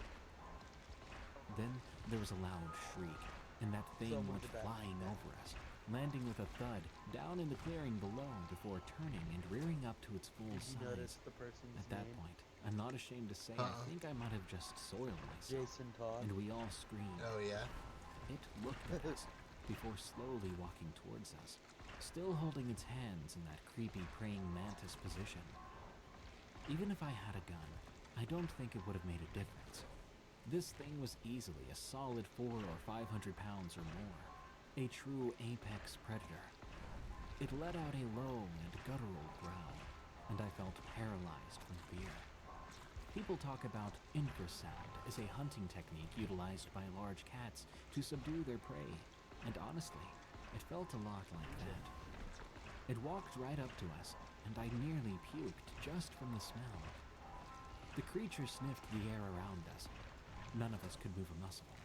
We were caught like deer in the headlights, unable to move, unable to utter a sound, unable to even breathe. It reached out one of its long, bony fingers toward my friend's youngest daughter, and I swear I thought I heard the thing whisper.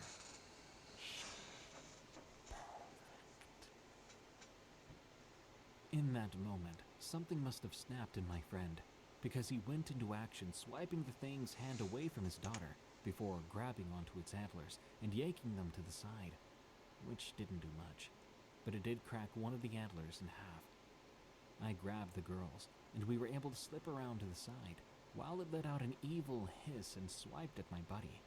But he was quick and darted under its arm, stabbing it in the ribcage with the broken antler shard. I heard the thing scream. Oh, is Zaddy going and to we bed? ran for our lives, Oh, because no idea. well, our lives Yep, depended she just on it. left the call. This time, I had his Alright. eldest up on I my don't know shoulders. if she crashed or if She she's was just around going to 8 bed. or 9 at the time, so not super Oh, I active. crashed too. With my adrenaline pumping, it felt like nothing. I think we all crashed. I looked back and saw my buddy running behind us.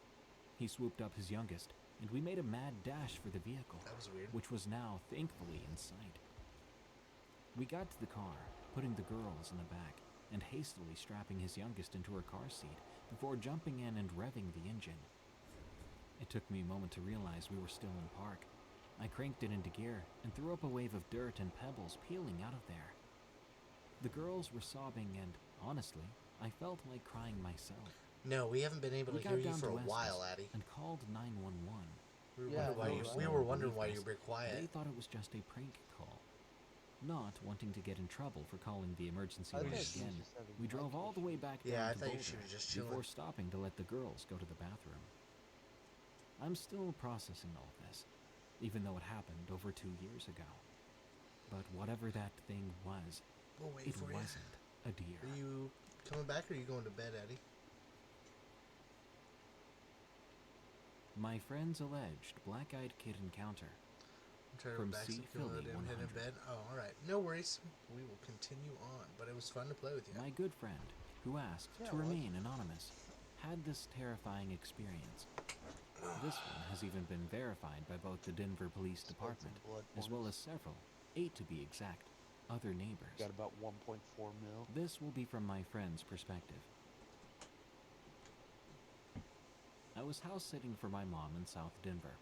The sun had just gone down, and I was settling into her well-worn reading chair with a hot cup of tea. That's when I saw someone approaching the house through the blinds in the window. Right away, I noticed 2 smaller people walking up the sidewalk, both wearing baggy black hoodies and loose-fitting jeans. I was immediately on high alert as I was house-sitting, and it was after dark. I stood up and walked out of sight of the window, so the people, whom I assumed were door-to-door salespeople, would not see me. Sure enough, here comes that dreaded knock, knock, knock that every antisocial person just loves to hear. Heavy sarcasm included. I stood there, Are you ready, Bunzy? unmoving, loathing the idea of having to go answer the door for these little vagrants. No worries, buddy. Not to mention, there are some criminally minded people that are just up to no good in the city these days.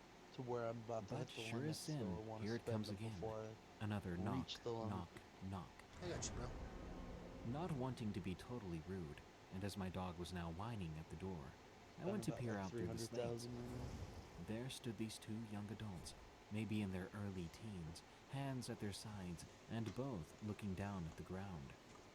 I cautiously unlocked the door, leaving the screen door locked with the storm window on the screen propped open for airflow. "Can I help you?" I asked. "We need to use your cell phone," the one on the left said. This one was slightly taller and appeared to be Caucasian. "Don't you have your own cell phone?" I retorted. "We lost our cell phone. We need to use your cell phone," the smaller one said. "Why?" I replied. "Because our mom is sick and she told us to call her." "What? Where do you live? Where is your mom? Why aren't you with her?" I demanded to know. "We got lost on our way to the store," the taller one stated, rather matter-of-factly. "I'm sorry," I said. "My phone's dead. I'm just house-sitting. Try the 7-Eleven down the road." I started to close the door when the taller one raised his head, pressing his hand against the screen door, and looking up to meet his gaze, I saw something I truly wish I'd never seen. Harry gets the map. His eyes. His the eyes Marauders were map. pure black. No pupils, no iris, You know, just when black. he's going around, you know there's a scene where they're looking on the map. I stammered, and shakily. Nate is on it. "We already told Who? you." They responded in Newt unison. From the "We need to call Fantastic our mom. Beasts series. She is very sick. We need you to open the door." I don't know who that is. I haven't watched the new ones yet. Open the So, door. I'm guessing you've watched the That trailers. last part sounded more like a command. Yeah. And despite my better So you judgment, see the main I person felt who my goes hand around trying moving to to save the unlock the beasts. screen door. Yeah. My dog suddenly yelped, snapping me out of my trance. Oh, gotcha. At this point, the second child so looked up, he and went I to could see that he their went to eyes were jet Hogwarts. black as well. Around what I was said. it? 1903? "You're going to have to go now." 1908. "We can't That's when he leave went. now," they said. So "You've already seen Oh my god. Our mom Not is this on her fucking way." guy. I thought you said your mom was sick. So people Find the think box. hilarious. She is sick. The box is She needs to come and see But you. we don't have to worry about the box yet. Oh my Almost as if god, on yes, we gotta cue, worry about the box. A tall, dark figure seemed to materialize out of the No, shadows we don't on the have to worry street. about it until it's Both of 3/4 these way there. children turned around to I don't know. welcome We still got this at least 30 newcomer, seconds. who was slowly approaching the porch. This might sound crazy, but if you've ever seen the movie Mama with Jessica Chastain, she, or rather it, looked a lot like that. I was freaking soiling myself at that point. My dog was going nuts. Are you these That kids' shouldn't have mom? hit me either. What is the I managed hitboxes? to whimper. The figure just stood there, regarding the children, and then slowly, Whoa. almost painfully, she, or it, or whatever, How did he hit me with raised 3? to look me dead in my soul. The porch light began to flicker. I slammed the door shut and ran back into my old childhood bedroom to grab my shotgun. I racked a shell into the chamber and ran down to the basement with my dog. I could hear something moving around outside, and my dog started growling. I whispered, although I had the distinct feeling that these beings knew exactly where I was. I was crouching next to the dryer, which had a hose going outside, and I swear I began smelling noxious fumes seeping out from the cracks in the machine. I saw this bluish light shining through the basement window. I hate I this reached character. around the corner, squeezing off a round. Absolutely. My ears rang then, but I hoped that one of the neighbors would hear the gunshot and call the police. Thank you. Turns out the one or two who did just thought it was a firework, but I didn't know that at the time. Soon I heard a helicopter flying overhead, and I thought it must have been the police. It wasn't. I ran upstairs with my dog. The two of us ran out the back door, unlocking the gate and running as fast as we could to my neighbor's back door. I pounded and pounded, but nobody came. At this point, my dog was looking around anxiously, and I was seeing things moving around in the dark in between the houses. We ran to the next house over and started knocking frantically. My neighbor came to the door, and seeing my panicked state, told his wife to go lock the front door, then came out to meet me. I filled him in on the situation and asked to use his cell phone. I wasn't lying to those kids. My phone really had been dead. He rang the police, and they arrived about 5 minutes later. Oh my. I told them what had happened, and they went to investigate inside my mom's house. They came back a short while later, informing us that no one was inside. They gave me a rather harsh warning for having discharged my firearm and left us to fend for ourselves. I thanked my neighbor and went back inside with my dog. I turned off all the lights. I knew those kids were still around. I could feel them. I nearly jumped out of my skin when I heard a tap, tap, tap coming from the side window. I freaked out. I knew the police would be of no further assistance, and now I could hear someone whistling outside, similar to how a person might try to imitate a bird call. The front porch light was still on, and I could see a shadow being cast from someone standing in between the light and the front door from down the hallway. Now I was convinced they had me flanked. I was terrified. I grabbed my dog by his harness, and we went to cower in the closet with the shotgun. I was finally starting to nod off around 5 in the morning when bright blue and red lights engulfed the house, and I could hear someone pounding on the front door. "Denver police, open up!"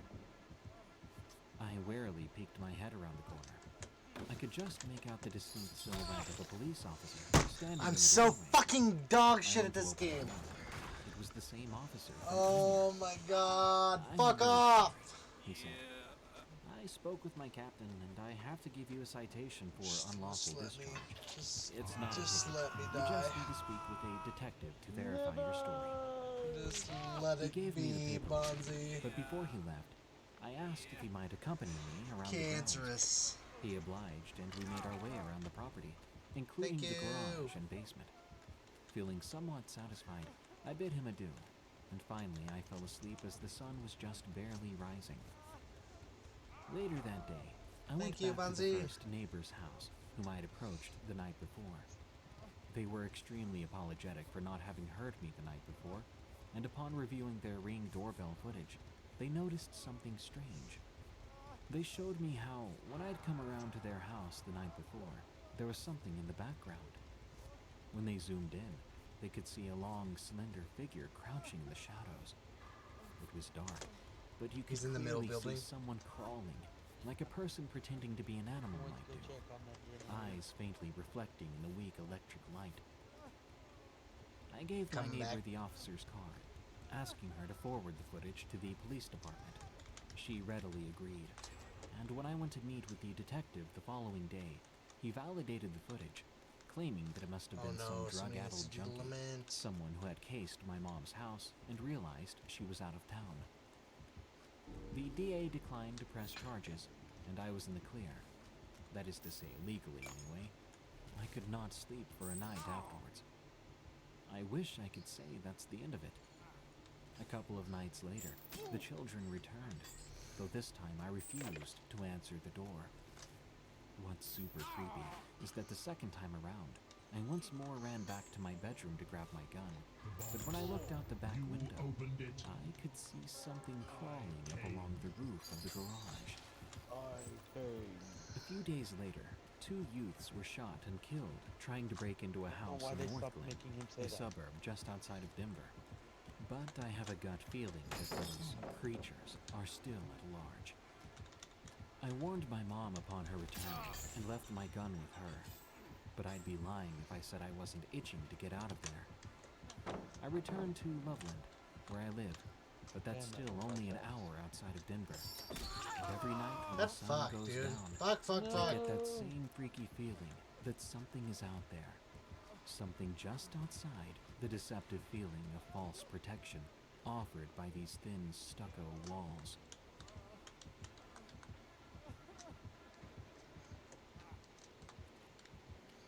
Devil in a Ghost Town, Ward, Colorado. From C. Philly 100. With Halloween right around the corner, I thought I'd share this story. This happened in the town of Ward, Colorado, back in 2012 or so. Ward is an old silver mining town named after Calvin Ward, who prospected a claim there back in 1860. Oh, the whole gang's here. Ward has an especially eerie past, with such sordid tales of mine owners having all their workers killed in the middle of the night, just so they wouldn't have to pay. Much later, many Vietnam War vets and Hell's Angels bikers settled in Ward, as there is no local law enforcement, and thus its hardscrabble reputation only grew from there. There's an old hotel in town that has since been converted into apartments, and at that point in time, some of our friends were having a Halloween party up there. Most people had their faces painted, and the costumes included just buy me time, don't let him pick me up. Mountain men portrayals. Upon speaking with some of the occupants, they had quite a few creepy stories about the place being haunted. Some of these stories included all the doors upstairs slamming shut, locking the people inside, as well as the sound of footsteps when no one was home. Things were heating up as the night progressed. Many folks were imbibing on bro, you're fucking, you're a bitch! And elixirs. Oh my god. Pick a new fucking character. Jack jumped over fucking the candle. Useless fuck. Which is exactly what it sounds like, with the candle being raised a little higher every round. Hogwarts Legacy, here I come. So my group left to head back out to Jamestown. But my good friend Fuck Matt, these guys, from dude. my Gold Hill Chupacabra story, decided to stay and get into the spirit of the evening. This is where things get interesting, so I'll shift over to his perspective for the rest of the story. Once you guys left, they told me to go into the main chamber, which features a great stone fireplace. A fire was going, and I noticed there was someone sitting in the shadows. I sat down and we started to chat. This person began telling me that they were the Angel of Light, that they had created the world. My head was spinning at this point, but I was really taken by his narrative, as the examples and manner in which he spoke were very compelling. So here I thought I was having a divine encounter. Just then a small orb of light passed by this person's face, illuminating an extremely sinister and horribly disfigured face. I recoiled in fear, and he started cackling as I stumbled back into the living room. I turned around to see everyone staring at me from across the room. No one spoke, and I muttered some excuse to leave. I have to go, water my dog. I rushed out into the night, and to my horror, I saw what looked to be an angel with its wings chopped off, leaving 2 bloody stumps on its back. It was urinating in an empty champagne bottle. I ran down to my car and was knocked to the ground by a massive gust of wind. I looked up to see what looked like something flying overhead, but I couldn't quite make out any details in the dark. I drove all the way back to morning sun and locked the door, deathly afraid that someone or something might follow me home. I don't know what they've got going on over there in Ward, but I know I won't be going back there for Halloween anytime soon. Squizzy. I thought it was a dog. From C. Philly 100. I was driving home from work one night on a dirt road in rural California outside of Santa Cruz when I spotted a dog, or what I thought was a dog, running along the side of the road. It was running away from me, so I couldn't really see its face at first. But when I pulled up alongside it, it looked at me, and that's when I got the shock of my life. The face of this animal looked like a human, although its eyes were reflecting the light, giving the creature a somewhat rather animalistic appearance. The more I looked, the more I realized that this was actually a person wearing some kind of light gray homemade animal fur outfit and running awkwardly on all fours, like how a child pretending to be a dog might do. The person had a skull on top of their head that might have been a dog or coyote, with more fur on top of that. I say person because I couldn't really tell if it was male or female. Their body was mostly covered in fur, and their face was painted white and red. It wasn't a very large person, though, as it really did look like a dog at first. After it saw me, it stood up and started slowly walking towards the car. I wanted to scream, but I couldn't move. I felt as if I was under some kind of mind control or something. I couldn't take my eyes off this person. Steadily, they approached my car, 1 foot in front of the other with their arms down at their side. Then they smiled at me, and I saw that their teeth appeared to have been sharpened down to triangular points. That's when the reality of the situation finally hit me, and I watched with horror as this person reached into their furs, producing a 12-inch kitchen knife. I hit the gas and went bumping down the road, but when I looked in the rearview mirror, I saw that this person was chasing me, and not only that, they were easily keeping pace. I was probably only about 100 yards or so from my driveway when I crashed into a ditch on the side of the road. I looked in the rear view again, but I could no longer see this person. I threw the door open and didn't even bother closing it. I just started running as fast as my legs could carry me, all the way down my driveway and into the geodesic canvas dome tent where I was living at the time. The tent had one clear plastic window that I immediately covered before starting a fire in the stove and grabbing a wooden baseball bat that I had by the door. I could hear something outside the tent, walking around, dragging what I assumed to be that knife along the side of my tent. Suddenly, the knife began stabbing into the canvas fabric. I screamed and hit the exposed blade with my baseball bat. The blade withdrew, leaving a small hole in the tent. I waited a minute before throwing a shirt up over the hole. The dragging sound continued, and it was all I could do not to lose my crap, so to speak. There was no cell service out there, so all I could do was keep the fire alive until I ran out of wood, probably around 2 in the morning. By then, I could no longer hear any activity outside, but I dared not fall asleep. I must have dozed off at some point, however, because I awoke to the sound of birds chirping outside. I walked out cautiously and looked down to see a heaping pile of fresh human excrement on the ground. I walked around and inspected the puncture in the side wall of the tent. Sure enough, there were 2 or 3 small holes in the wall. There were some bare footprints in the ground, but it was so muddy, it was difficult to decipher much. I tell you what, though, I got dang near an entire truckload of salt to pour all around the tent, as well as up and down the driveway, and sprinkle throughout the woods as well, just for good measure. I don't know if it was the salt or just good luck, but I never did see that person again.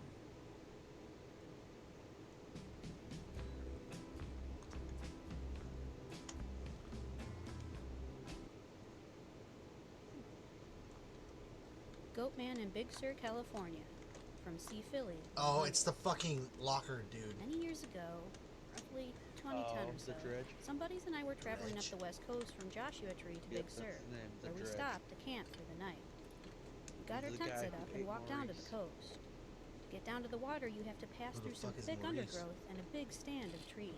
We heard what we thought was a goat, or sheep, or something, and we noticed a vile odor hanging rank in the air. We had a nice little buzz going, so we didn't really pay too much attention to this, but kept on our merry way down to the beach. It was getting dark, and it was pretty chilly, but my friend Chance and I jumped in the water, splashing around in the waves and having a ball. Back up on the beach, we drank some wine and reveled in the magic that is California. The stars were just starting to come out, as the sun sank out of sight and the moon rising to the east marked the changing of the guard. We heard that sound again, and smelled the rotten trash smell and decided to head back to camp. As soon as we entered the wood, we could sense that something was different. There was a distinct feeling that we were being watched. You know that feeling where the hair on the back of your neck stands up? Yeah, well, it's a pretty creepy feeling, and one I was feeling in spades at that particular point in time. It had gotten pretty dark by then, and it was even darker in the thick coastal forest. I thought I saw someone or something up on the trail ahead of us, but whatever it was ran off before we got close enough to see what it was. There was that smell again. What the heck is that smell, man? Chance asked. I don't know, I said, but it's making me want to hurl. Suddenly, the branch started shaking violently about 20 yards off to our left, which was weird because the forest was dead calm otherwise. What the? Something came charging out of the thicket, something tall. I mean tall, at least 8 or 9 feet. It was bipedal and had horns on the top of its head. You can see us in the lockers, right? Run! I yelled at the top of my lungs, and run we did, crashing through the briar and bramble all the way back to camp where we jumped in the car and turned on the lights. Nothing. What the hell was that thing? Chance exclaimed. I don't know. Couldn't quite process what had just happened. Just then, something walked out into the headlights. It was that creature. Fuck It me, had the body of a muscle builder, but its head looked similar to that of a goat. It didn't look quite like a regular farm goat, though. Maybe more like a mountain goat, or very similar to depictions of the French Baphomet. A rather sinister and wicked-looking goat, with pale blue eyes that gleamed brightly in the headlights. I swear it looked like it was smiling at us. It leaped forward, springing off of the ground and landing hard on the hood of the car. Drive! I shouted. Chance punched on the gas, and the goatman creature stepped up onto the roof of the car. I noticed that it had swollen hocks and huge cloven hooves for feet. Its hands, however, looked like those of a large human man. It started stomping on the roof of the car, almost causing us to swerve off the road. Chance hit the brakes, and the goatman went flying forward, landing on its feet before running off into the woods. We started driving and didn't stop till we got back to civilization, where we got gas, and then kept driving.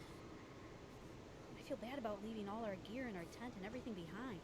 There was no way in hell we were going back there to get it. I don't know if anyone else has seen this goatman creature out there in Big Sur. Consider yourself warned. California Goatman, let's never meet again. Minehune in Hilo, Hawaii. From Sea Philly 100. Damn, Hilo is the easternmost city on the Big Island, which is the easternmost island on the Hawaiian archipelago. Vastly different from the semi-arid Kona side, Hilo is a lush tropical climate, teeming with pristine virgin rainforest and wild jungle terrain. This encounter took place some 20 miles north of town at Uma Uma Falls State Park. There is a very sketchy route you can take to get out on top of the falls, but it is extremely treacherous, and I would in no way, shape, or form recommend it. So, with that said, don't try this at home. Imagine, if you would, a 300-foot waterfall cascading down into a severe jungle basin, chock full of bamboo forest, coconut groves, and wild ginger. This story is told from the perspective of my friend from Hilo. Let's call her Jessie. I arrived at the trailhead right around dusk, as I was trying to catch the sunset out there. So I hurriedly gathered my things before throwing them in my day pack and hitting the trail. Right around 200 yards in or so, you can cut off to the left and get up on the ridgeline, leading down to the waterfall. So I hung a left, and started climbing up into the dense jungle foliage. It was slow going through the bamboo thicket, but I gradually made my way out into this raw, exposed patch of hillside. It was incredibly steep, with nothing but ginger roots for handholds. To slip and fall would surely mean death here, and I remember thinking at the time, if I die, at least it's one heck of a way to go. Sweat beading on my brow, I finally crossed the open field, and I found a nice little ledge to post up on at the base of the cliffside. I stopped there to sit and rest for a while, enjoying one of the most brilliant sunsets I've ever seen in my life. Deep, majestic hues of purple and pink that we just don't get back on the mainland. Well, that's unfortunate. I was taking a moment to collect myself when a tiny little pebble hit me square on the top of my head before bouncing off down the hillside. Oh, that's even worse. Another pebble bounced off the top of my head. Hey, cut it out, I shouted. What puzzled me, though, was how someone could even really climb up above where I was perched. It was simply too dangerous. I stood up shakily and tried to look around. I didn't see anyone. The light was failing fast, so I started making my way back out across the open field. I was about halfway across said field when something caught my eye. I almost would have missed it, except for the fact that it moved slightly, kicking loose a bit of dirt and causing me to look up. What I'm about to say is going to sound crazy, but there it was, this little person standing there. Only they looked more like a garden gnome than anything. He was quite short, probably right around 1.5 feet, 2 feet tops. The first thing I noticed were his eyes. They were small and black, but full of curiosity, almost as if he was seeing something brand new for the first time, trying to process what it meant to him. He had this stubby little nose and pointed ears that sat very close to his head, suggesting the appearance of 2 small, pointy horns. His mouth was closed, but I could see 2 tiny little teeth sticking up over his upper lip, right where the canines would be in a human mouth. He wore braided leaves for clothes, covering his tiny body and providing the perfect camouflage. His skin tone was a dark tan, but covered with what appeared to be elaborate stick-and-poke tattoos. He had a small pouch slung over his left shoulder, and he was holding a tiny little walking stick with an arrowhead on the top in his right hand. I went to shift my weight when suddenly he turned heel and sprinted up into the forest so fast. Nice, I got my challenge done. To track, giving him the appearance of a trippy little blur. It took me a minute to get over you my motherfucker. But it was now pretty dark, and I knew I didn't have. It's alright, I was just going for my challenge anyway. I was really hoping he would come up there. Praying not to lose my grip. I finally made it back to the bamboo thicket, breathing a sigh of relief before entering the darkened grove. Ouch. Something pinched my ankle. I looked down, just in time to see a tiny little arm recoiling back into the shadows. Leave me alone, I screamed. It was insanely steep, and I knew if I fell, it was more than likely no one would ever find my body. Heck, no one even knew I was out there. What an idiot, I thought, chastising my entire life's choices leading me to this precise point in time. Not to mention I was distinctly aware of tiny little bodies moving through the bamboo. Another pinch, this time on the small of my back. I turned around to the sight of one of those little buggers running off into the forest. Well, hey, you little jerk. Welcome to the dead. It hurt. Welcome to the dead, he says. I knew I had to haul tail back to the car. I began jumping from pole to pole through the bamboo, only pausing to swat at the occasional hand poking out from in between the branches. I could hear this weird high-pitched laughter all around me, as well as the sound of broken pidgin and native Hawaiian, though I couldn't make out the dialect. I was crying by then. I truly thought I was going to die, and those painful pinches just kept on coming. The laughter was at a fever pitch now, like these little guys were all riled up, whooping and hollering and carrying on. At last, I finally broke free of the bamboo thicket before sprinting back down to the trailhead. I fumbled for my keys, jamming the key in the keyhole and throwing the door open to my car. I briefly turned back to see the bamboo shaking violently, I jumped in my car to the chorus of those little pebbles raining down from overhead. I turned the key in the ignition and went bouncing down the road back down to Hilo, silently mouthing what the heck the entire way back. It took me a while to talk about it, but when I did, I was confounded by the rather casual, matter-of-fact attitude that people seemed to have about my strange encounter. "Oh yeah, but Minehune," they would say. I looked it up, and apparently the Minehune are essentially the Hawaiian equivalent of Irish leprechauns and predate the Polynesian settlers there. Highly efficient hunters and trappers, they build complex traps for wild boar and crafty little fish ponds to capture fish. They tend to prefer remote jungle terrain far away from humans, but they have been known to make their presence felt when defending their territory. There's actually some really cool academic research regarding these little fellows, as well as several other forest-dwelling Hawaiian races. The Nawao, who are large-sized wild hunters descended from Luanu'u, the Mu people, and the Wa people. My understanding is that some of these creatures are similar to Australian howlies or Vietnamese rock apes. Overall, I wasn't too scared. Rather, I was fascinated by the ordeal as a whole, and I've actually been back to that spot a couple of times.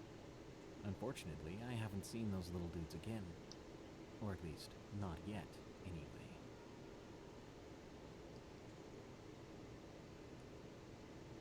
Thing on the Roof, from C. Philly 100. A close family friend of ours is an English teacher on the Navajo Nation outside of Tuba City. This subject matter is extremely taboo there.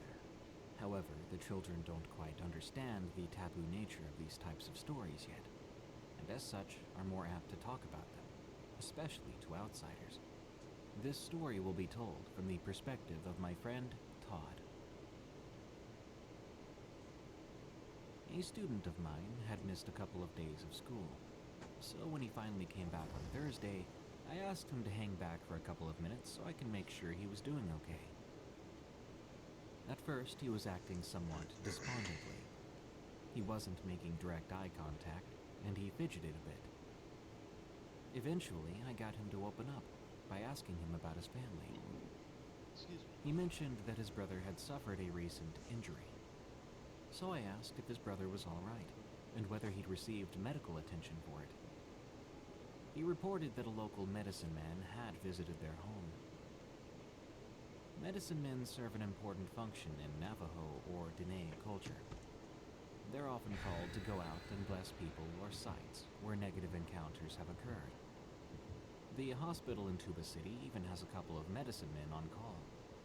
As part of their training, these medicine men study and learn the Dene creation stories, which tell of the Dene people emerging out onto the land from deep within the earth. These stories speak of other species and entities who also emerged from these subterranean tunnels. Some of them speak of witches or demons who practice black magic and all manner of immoral things. Now, skinwalkers, or Yinaldlushi, constitute only one such group of which there are several. But the skinwalker's specialty is being able to shapeshift into an animalistic form, typically that of a dog or coyote, though legends do tell of bobcats or mountain lions as well. I thanked my student and wished him well, pondering what to do next. I wanted to make sure his brother and family were doing okay. So the following weekend, I asked the older brother, the one who had been injured, if I could set up a meeting with him and the school social worker. Another Michael? She and I had worked together on similar cases before, and she was able to provide an open mind as well as a safe space for students to share their stories. He agreed, and so we met. The following is his encounter. My little brother and I were home alone. The sun had gone down, and it was all dark out, so we went back inside the trailer. We were just messing around or whatever, when something hit the outside of our trailer. I was like, what was that? And then we heard, something walking around on the roof of the trailer.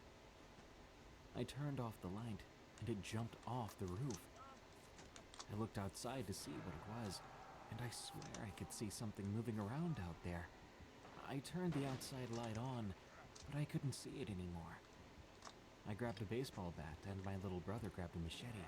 We opened the door and went outside, looking around to see where it went. We walked past the outhouse when I saw something from the corner of my eye. It was like this dark shadow crouching down next to the outhouse, and as soon as I saw it, it came running at me so fast I couldn't even hit it.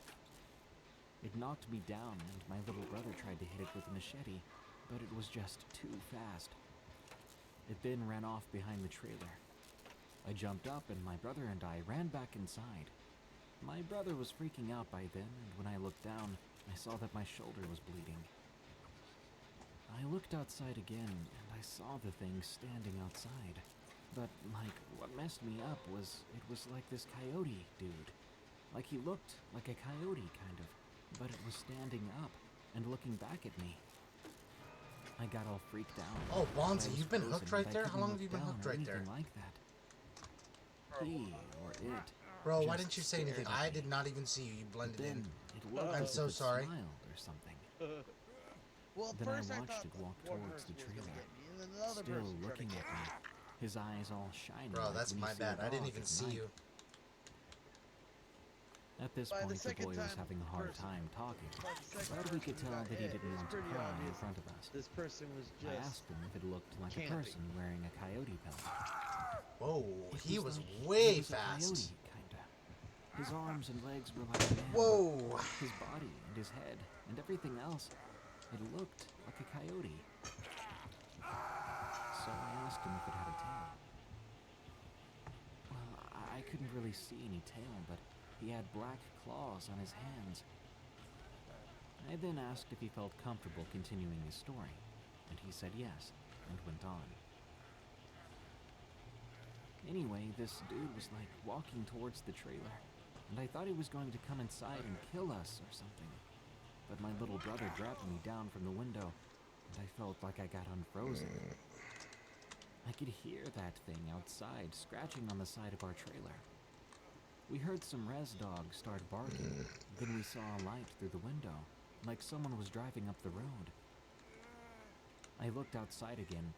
There was a couple of res dogs chasing a truck down the road, and I could no longer see that coyote man anymore.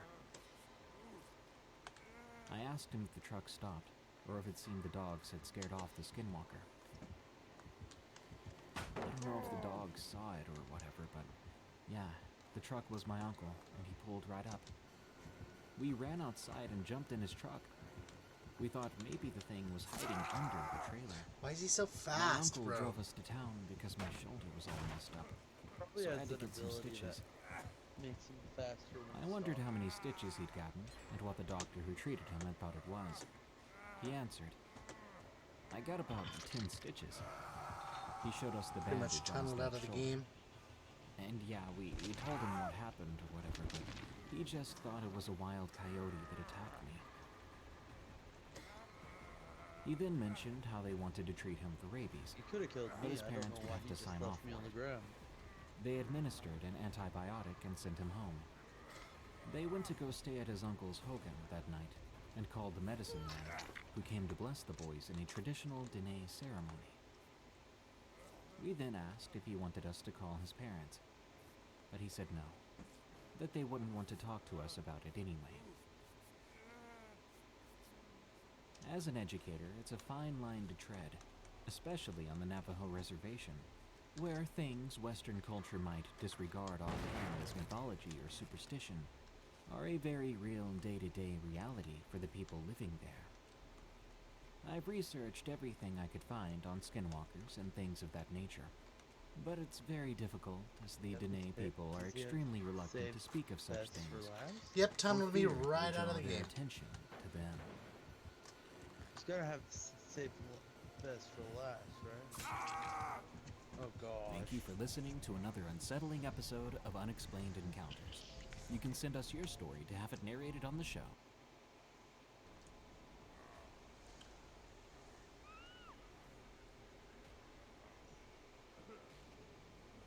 We die together!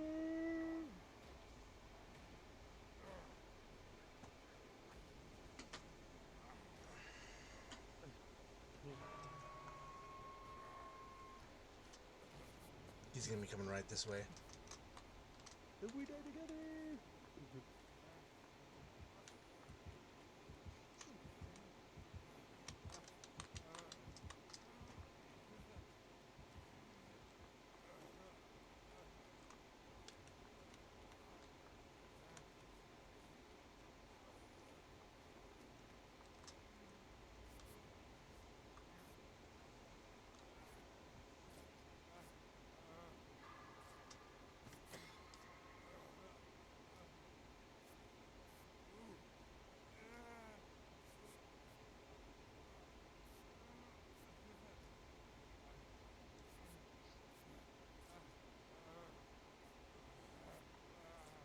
There you go.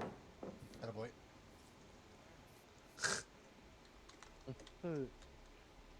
I didn't mean to. I thought I was killing you. God, we are just a band of fucking stooges over here. Jesus Christ.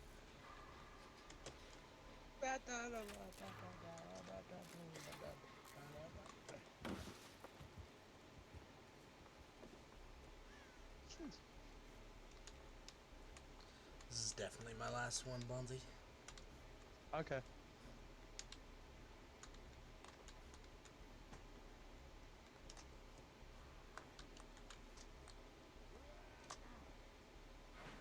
Man, I got flushed. What is that shit? What is with all these fucking stupid perks? Ended up falling in the hole and like swirling around it. Oh, overcharge? Yeah, I guess. No, there wasn't even any damage. It was just it's at the beginning of every gen or something? I don't know. No, it's like this charge that's put on the generator no matter what, but when he kicks it, he puts on it and he puts the generator in regression. So the generator's gonna regress, but the next time oh my God. works on the generator.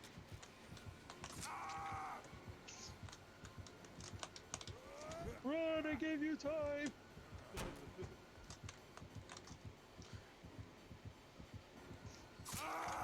Oh my God.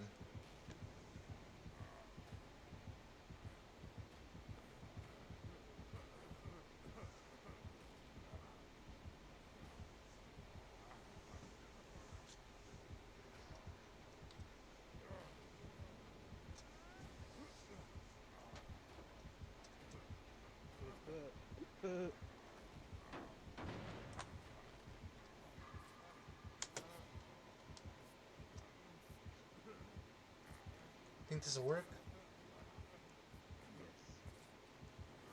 Yes, here she comes. I fucking stopped. I'm so sorry. I fucking was gonna run, but I didn't see her. For her, because he went after her.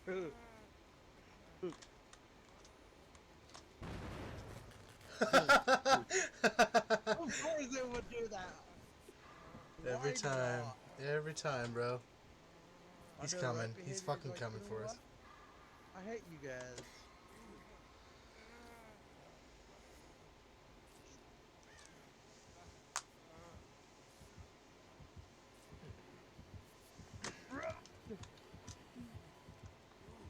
He just left us alone.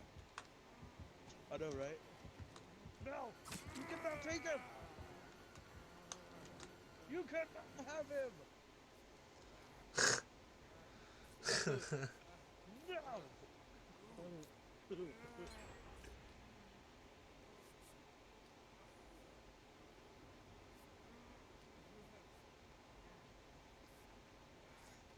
Hey, Michael, your mom's hot. That didn't piss him off, damn.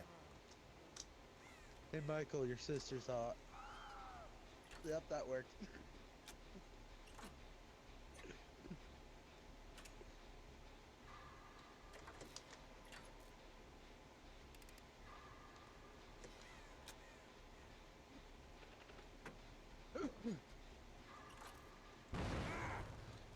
I'm gonna lose my mind. If I hit another gen wrong.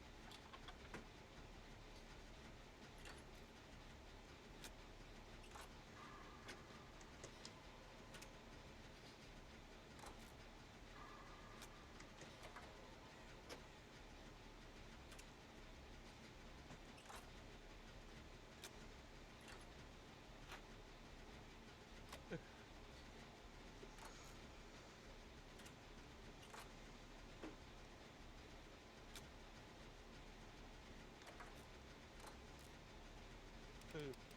Food.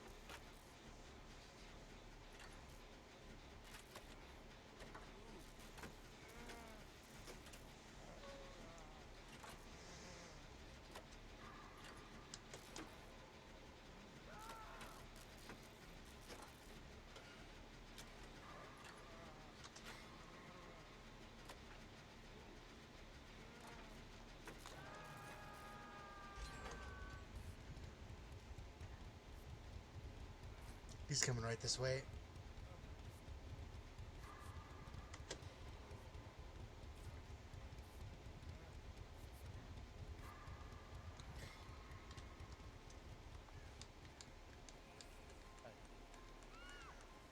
Gotta find the last generator. Yeah, it's unfortunately over there.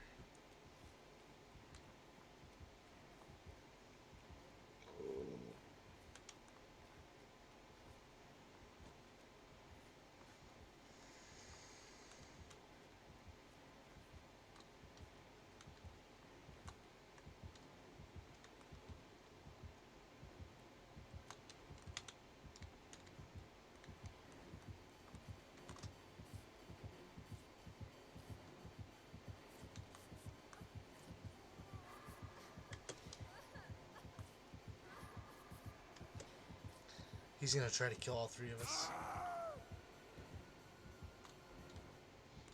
The shield.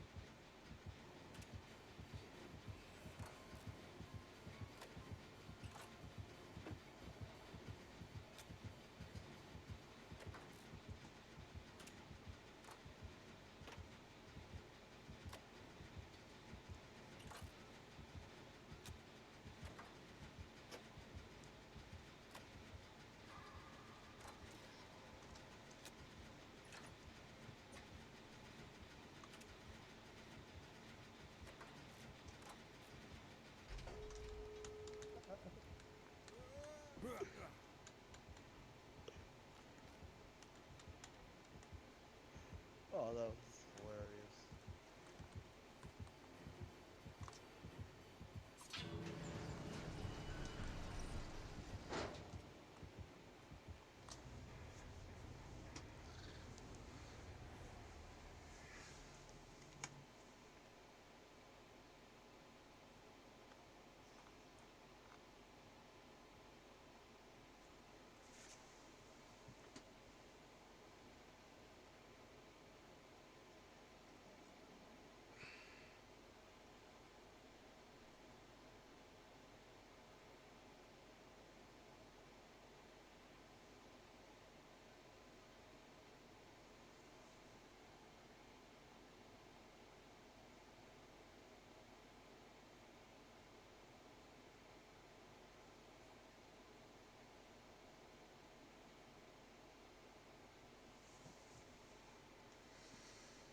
Yeah, he wants us out.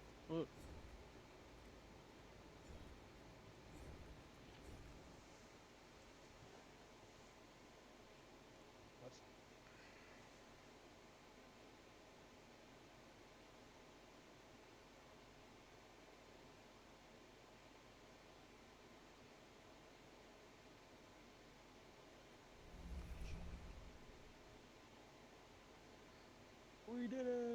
escaped!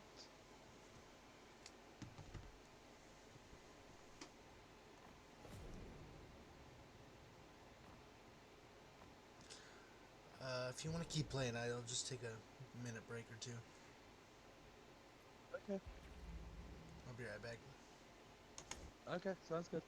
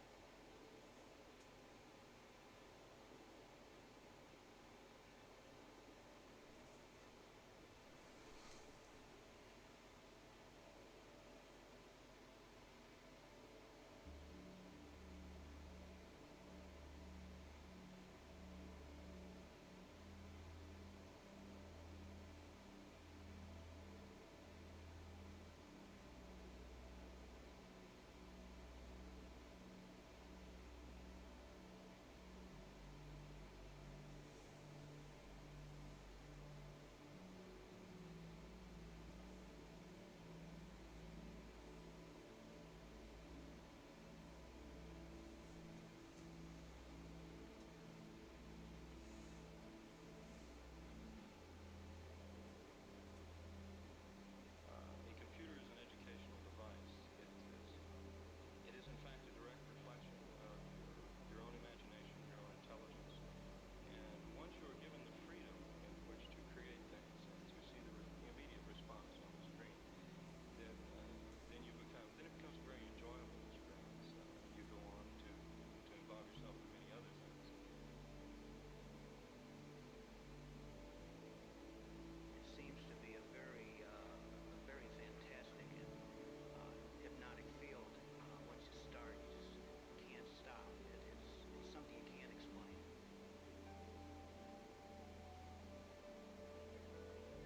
To the question What are you doing? You know, what is all this microcomputer and I thought you were coming over. going to do to our society? The case is that we are humans and we are much more adaptable to our environment Well, no, than the but computer is to its own.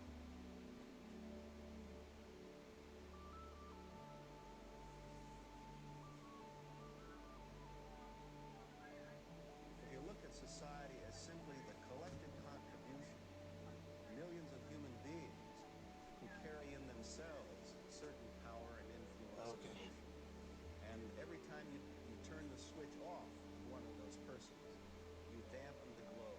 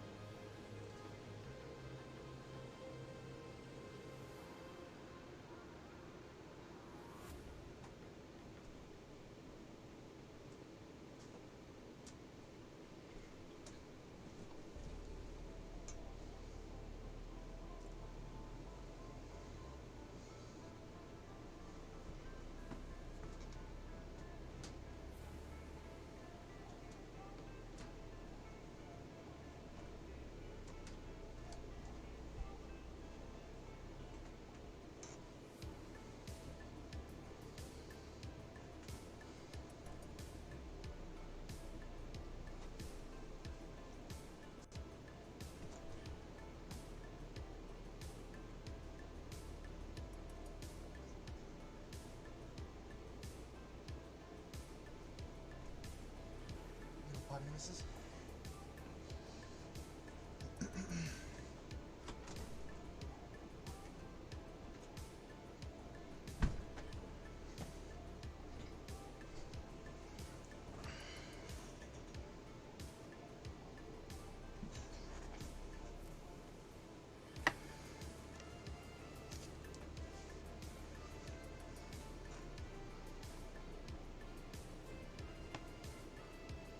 Fonzie still here?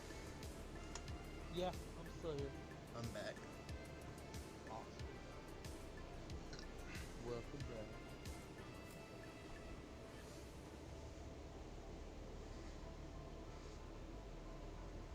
Oh yeah.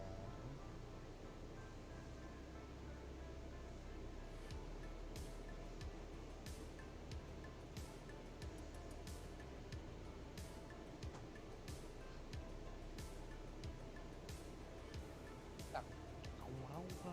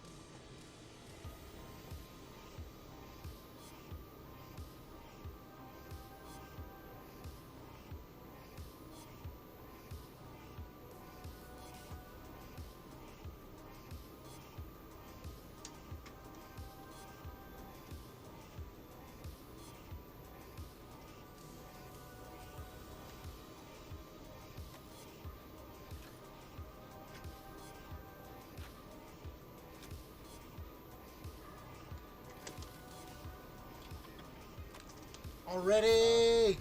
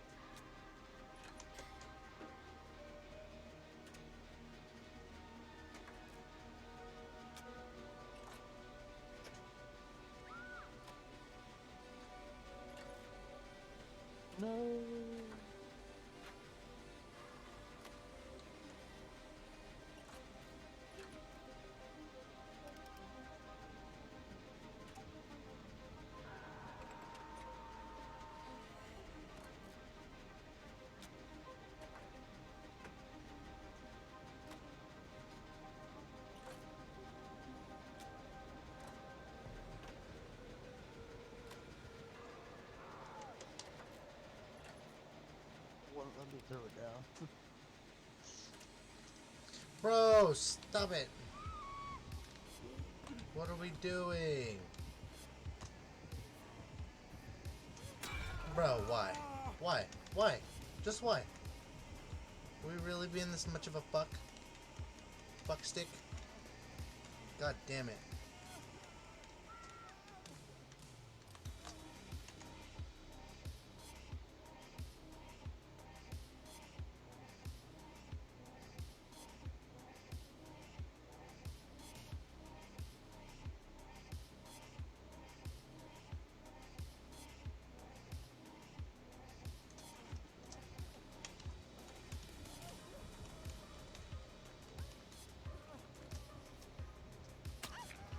Here she comes, run! She wanted you to do that!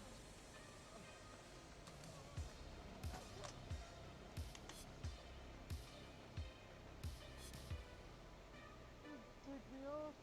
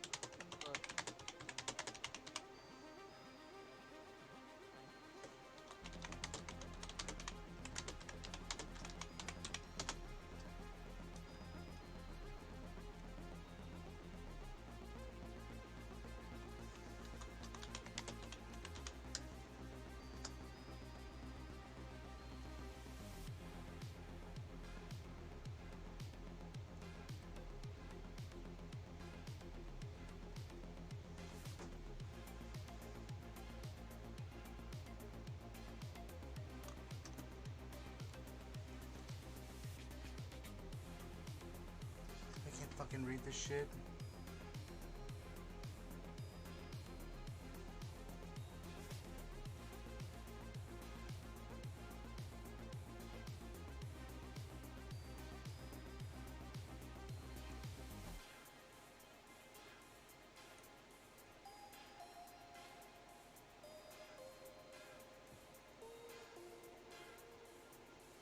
AFK.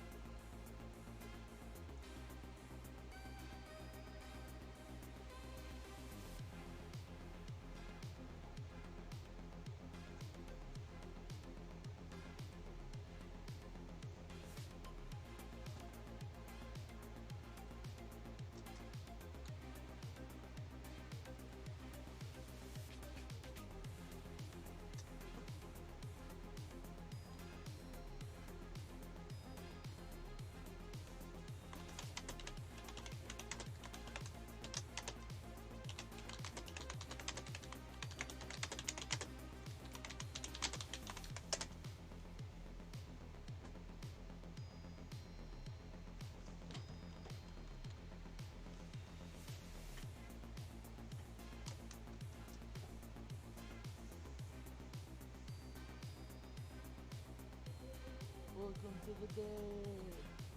Welcome to the end of the world! We are all dead!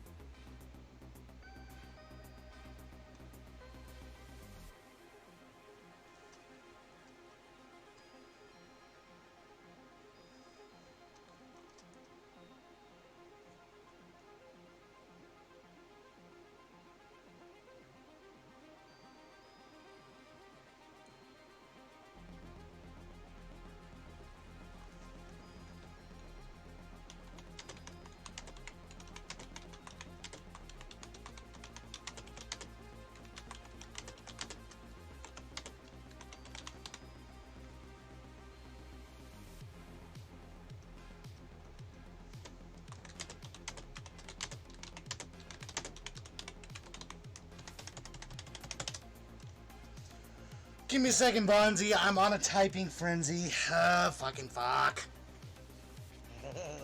Dude, Jesus fucking Christ.